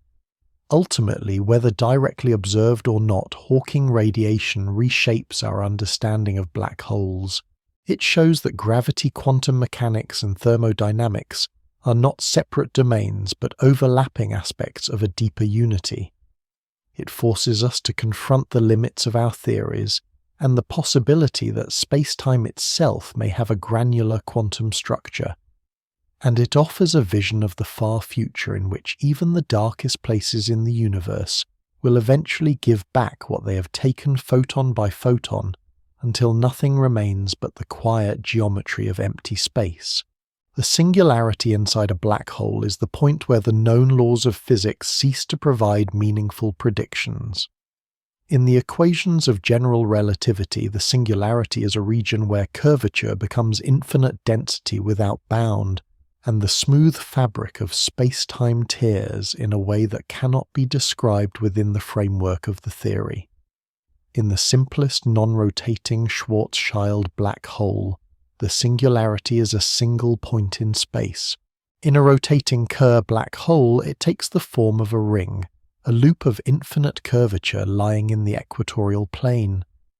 These descriptions, however, are not physical structures one could encounter in reality.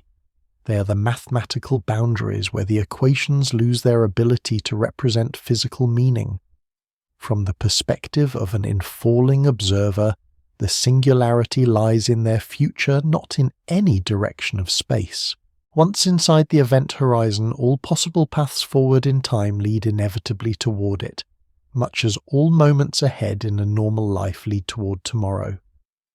There is no way to avoid it, because the structure of space-time itself funnels all trajectories inward.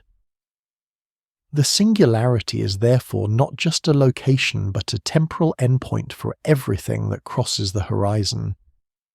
A poetic detail lies in the way the singularity, though never seen, dictates the entire geometry of the black hole. The first soft irony is that the most extreme feature of a black hole is hidden beyond observation shaping reality, without ever being directly accessible. The second is that the singularity is defined entirely by the breakdown of the very theory that predicts it. The third is that while the singularity is a product of precise mathematical solutions, it may not exist in the same form once the correct theory of quantum gravity is known. The quiet mystery is what truly replaces the singularity in nature. Many physicists believe that quantum gravity, a theory uniting general relativity with quantum mechanics, will smooth out the infinities, replacing them with some finite describable structure. Hypotheses include Planck-scale regions where spacetime becomes discrete exotic states of matter energy that halt collapse, or new geometric configurations that bridge to other regions of the universe. Until such a theory is confirmed, the singularity remains both a boundary of knowledge and a placeholder for whatever lies beyond our current understanding.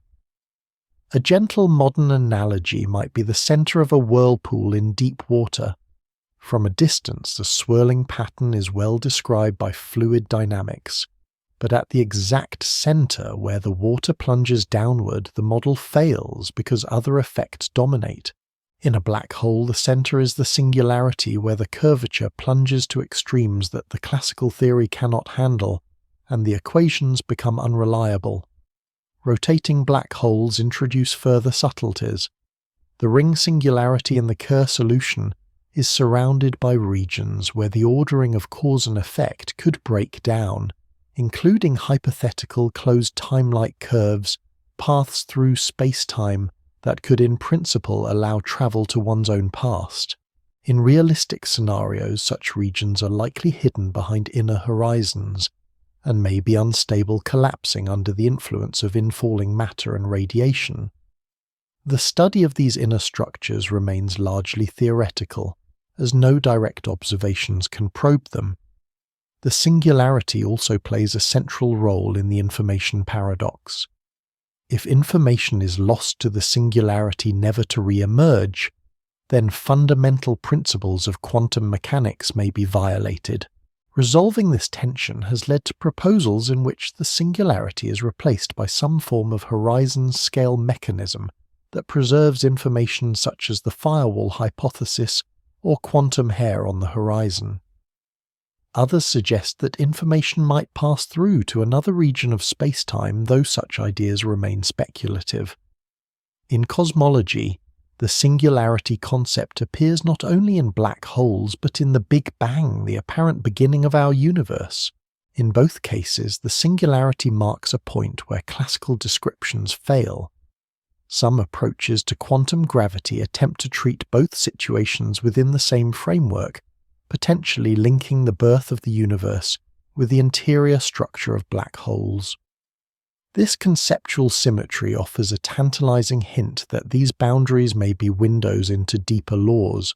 Mathematically, singularities are classified by their properties, whether they can be avoided by any path, whether they are hidden behind horizons, and whether they are space-like, time-like, or null in nature. The cosmic censorship conjecture, still unproven, suggests that all singularities in realistic conditions are hidden from outside observers by event horizons preventing their direct exposure to the universe. If this conjecture holds, it would explain why we never see the naked singularities predicted in certain theoretical solutions, but it leaves open the question of what the interior truly contains. In numerical simulations of gravitational collapse, the singularity is represented not as a physical point but as a region where curvature grows beyond the limits of computation. The simulation cannot evolve further in that region, so it stops at the boundary defined by the event horizon. This mirrors the situation in theory. The horizon is where our ability to make predictions ends for external observers, while the singularity marks the end for anything inside. The singularity's inaccessibility does not lessen its importance.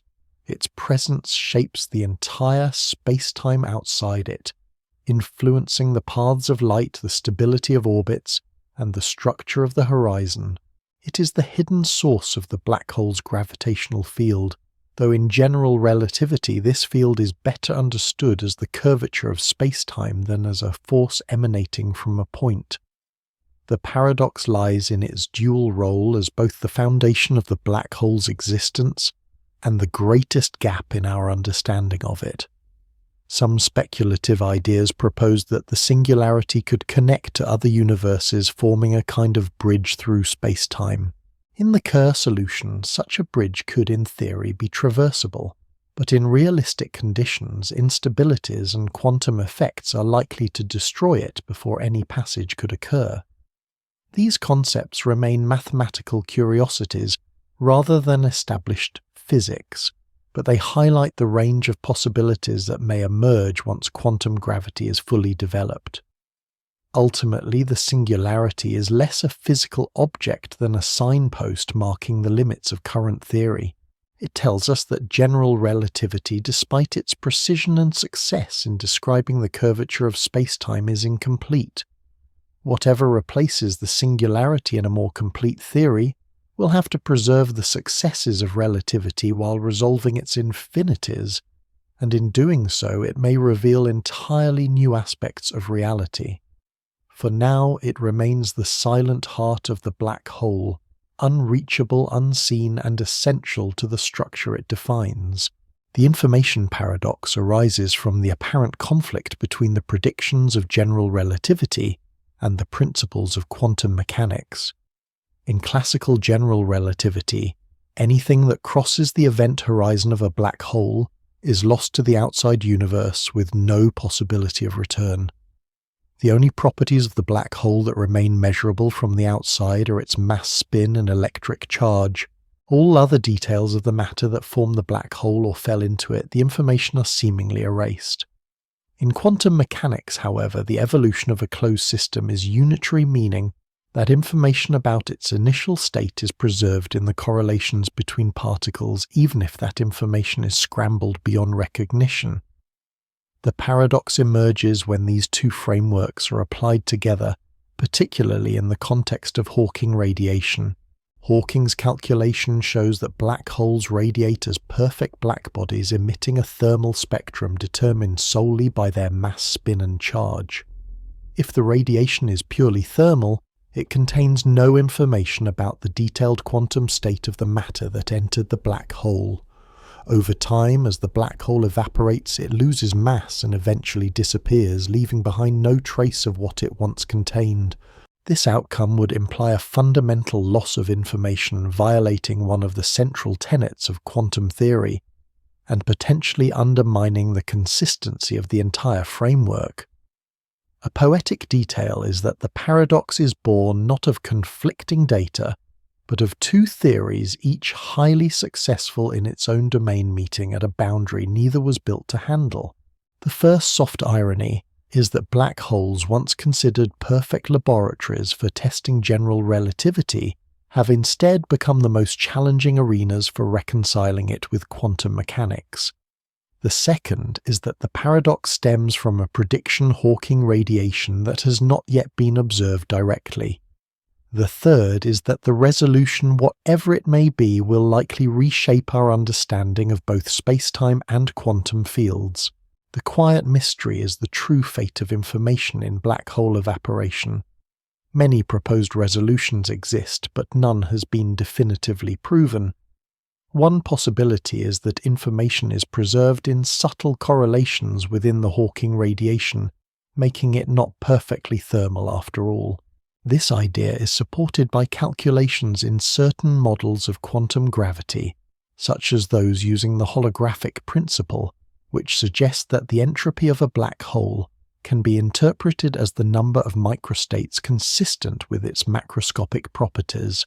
Another proposal, known as black hole complementarity, posits that no single observer ever sees information destroyed to an outside observer.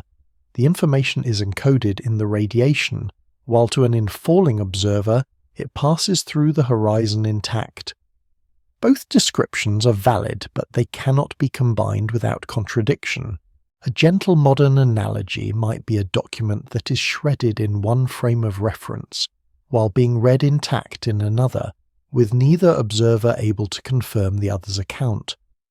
In black hole complementarity, the limits imposed by causality prevent the two observers from comparing notes, so the apparent contradiction cannot be tested. This resolves the paradox in a practical sense, but leaves deeper questions about the underlying nature of reality. Some approaches to quantum gravity suggest that the event horizon is not a perfectly smooth boundary, but instead has a structure at the Planck scale, possibly storing information in a physical form. The firewall hypothesis takes this further, proposing that the smooth horizon predicted by relativity is replaced by a searing wall of high-energy particles that destroys anything attempting to cross it. This would allow information to be released with the radiation, but at the cost of violating the equivalence principle, one of the foundations of general relativity. The tension between preserving quantum unitarity and maintaining the smoothness of spacetime at the horizon is central to current debates. The holographic principle, inspired by string theory and the study of black hole entropy, offers a different perspective. It proposes that all the information contained within a volume of space can be represented as a theory on the boundary of that space with one fewer dimension. In the case of a black hole, the information about everything inside could be encoded on its event horizon, much like a hologram encodes a three-dimensional image on a two-dimensional surface. This principle is realized concretely in the anti-de Sitter conformal field theory correspondence, a duality between certain gravitational theories and quantum field theories without gravity. In this framework, black hole evaporation is manifestly unitary, and information is preserved. Whether this result applies to our universe, which is not anti-de Sitter in structure, remains uncertain. Another line of thought involves quantum extremal surfaces and the island prescription recent developments in semi-classical gravity that have produced page curves plots of entropy versus time that match the expected behavior for a unitary evaporation process. These results suggest that the entropy of Hawking radiation initially increases but then decreases as information begins to emerge consistent with unitarity. While promising, these calculations depend on assumptions about quantum gravity that have yet to be verified experimentally. Observationally, the information paradox is beyond direct testing with current technology.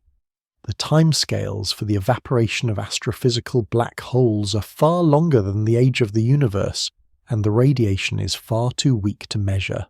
However, analog systems in laboratories such as sonic horizons in Bose-Einstein condensates, or optical horizons in nonlinear materials, may offer insights into how correlations can be preserved across horizon-like boundaries.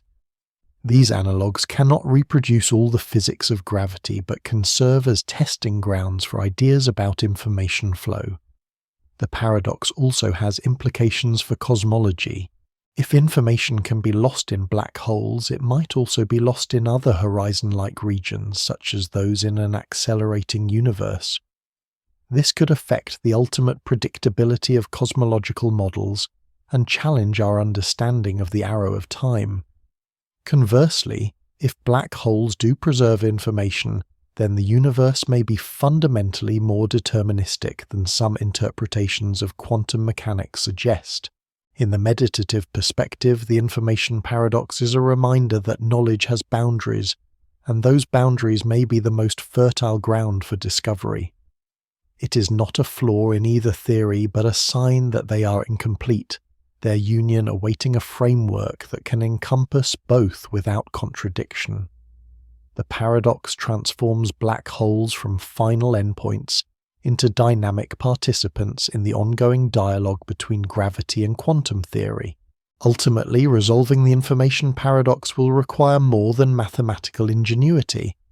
It will demand new principles that explain how space-time geometry and quantum information are interwoven. Whether the answer lies in holography, new structures at the horizon, or an as yet unknown concept, it will likely illuminate not just the fate of information in black holes, but the nature of reality itself. In that sense, the paradox is less a problem to be solved than a compass pointing toward the next deep understanding of the universe. As the influence of a black hole fades into the surrounding universe, the curvature of space-time it creates gradually merges with the larger gravitational landscape. Far from the event horizon, the geometry is nearly indistinguishable from that around any massive object of the same mass. A star and a black hole of equal mass bend space-time in the same way at great distances, guiding planets, gas and light along identical paths. Only when one approaches closer does the difference emerge, the curvature steepening toward the horizon, until no stable orbits remain and no escape is possible. Beyond that point, the black hole's unique effects fade into the background fabric of the cosmos. In this outer region, light from distant stars passes largely undisturbed, the bending too slight to distort their images noticeably. The gravitational pull shapes the orbits of nearby stars and gas clouds, but does not dominate the dynamics of entire galaxies unless the black hole is supermassive and centrally located.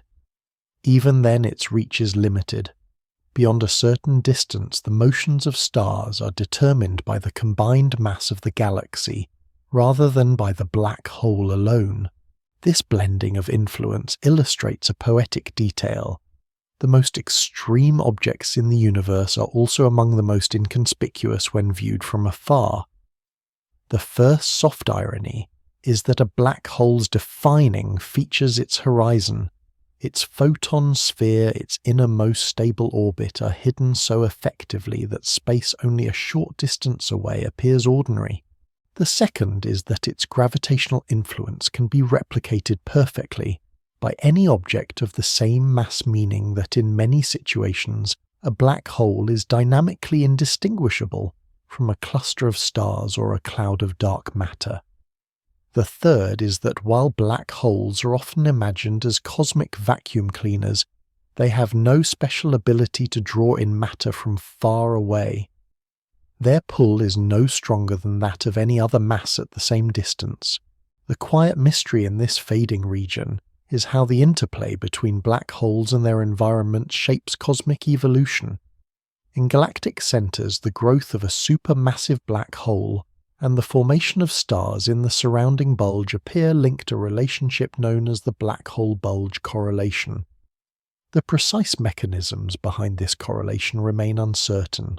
Some evidence points to feedback from jets and winds launched by accretion flows, which can heat or expel gas and regulate star formation. Other models suggest that the same processes that funnel gas inward to feed the black hole also drive the assembly of the bulge. Determining the causal chain, or whether it is even a single process, is an open question in astrophysics. A gentle modern analogy might be the influence of a city's centre on its surrounding districts.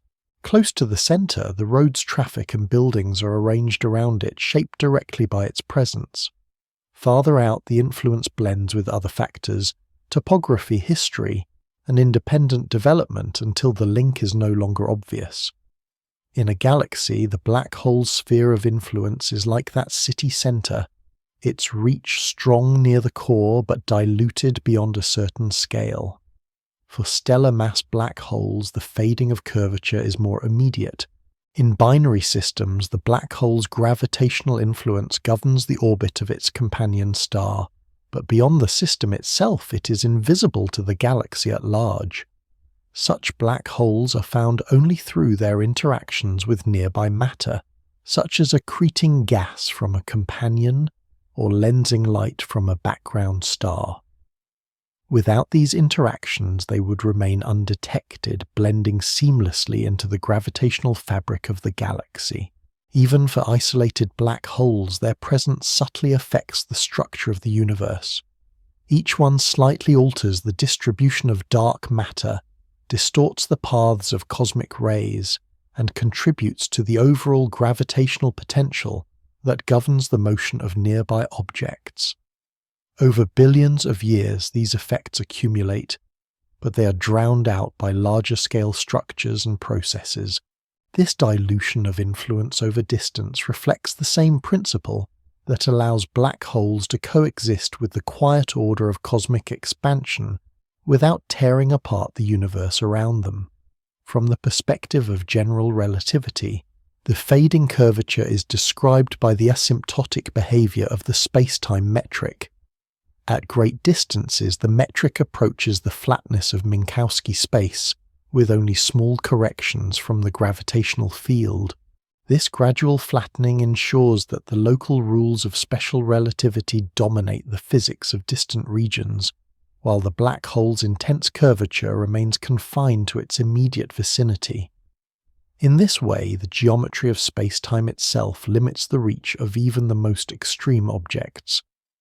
Observations of stars orbiting the supermassive black hole in the Milky Way's center, Sagittarius A, illustrate the transition from extreme to ordinary curvature.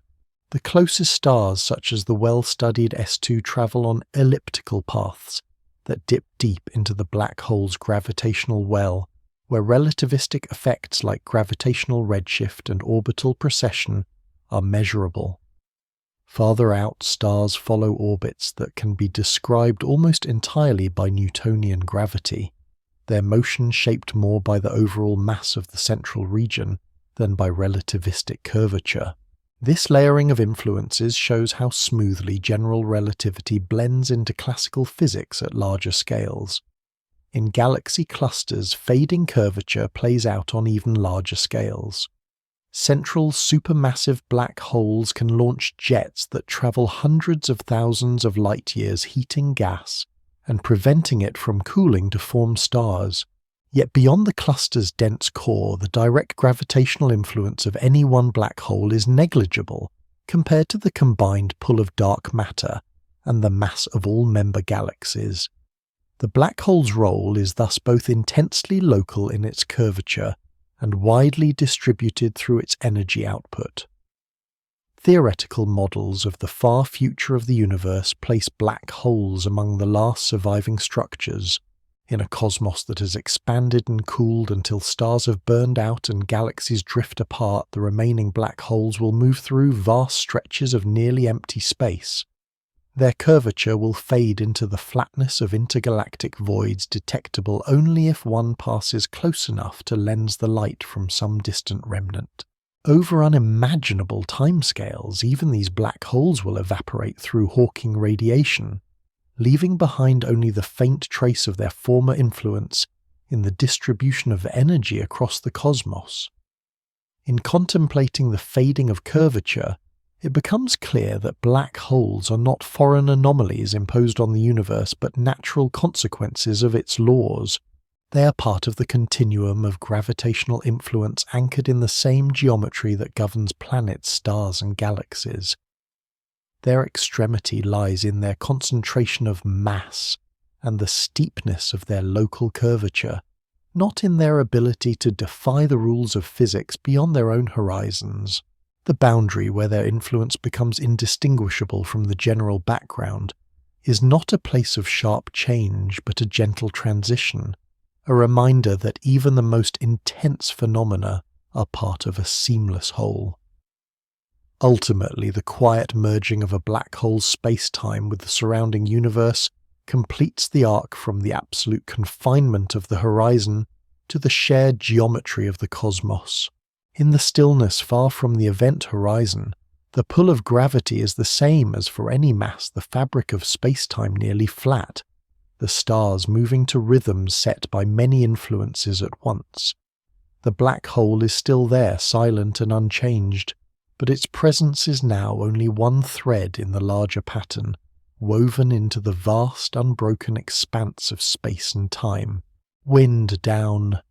In the far quiet beyond the black hole's reach, the curves of space-time level into a calm almost indistinguishable from flatness. The faint memory of the horizon's pull lingers in the slow drift of light and the measured arcs of distant stars, but here there is no urgency, no steep descent, only the wide stillness of cosmic space. Photons travel on nearly straight lines, gravity's voice softened to a whisper, and the deep wells of curvature dissolve into the gentle undulations of the universe's broader geometry. The immense forces that shape matter near the horizon are now only a suggestion spread thin across light years. The energy of jets, the whirl of disks, the frame-dragging twist all fade into the ordinary darkness between galaxies. In this distance, the black hole is no longer an anchor of violent processes, but simply a mass among masses, its presence folded into the same quiet that fills the spaces between stars. If one could wait beyond measure, the slow breathing of the universe would carry even this mass toward a time when it too is gone, dissolved into the faint glow of Hawking radiation, a final exchange with the surrounding void. Here there is nothing to mark the passing of moments except the steady flow of time itself. The silence is unbroken, the fabric unwrinkled, the view open in all directions. The vastness no longer rushes inward. It rests unshaken in the balance of its own stillness. One could linger here without limit, letting the echoes of curvature fade into the calm, the sky stretching outward without end, the horizon no longer a line but a memory of where space once folded in on itself. The darkness is not an absence, but a completeness, a space without demand where all motion can come to rest.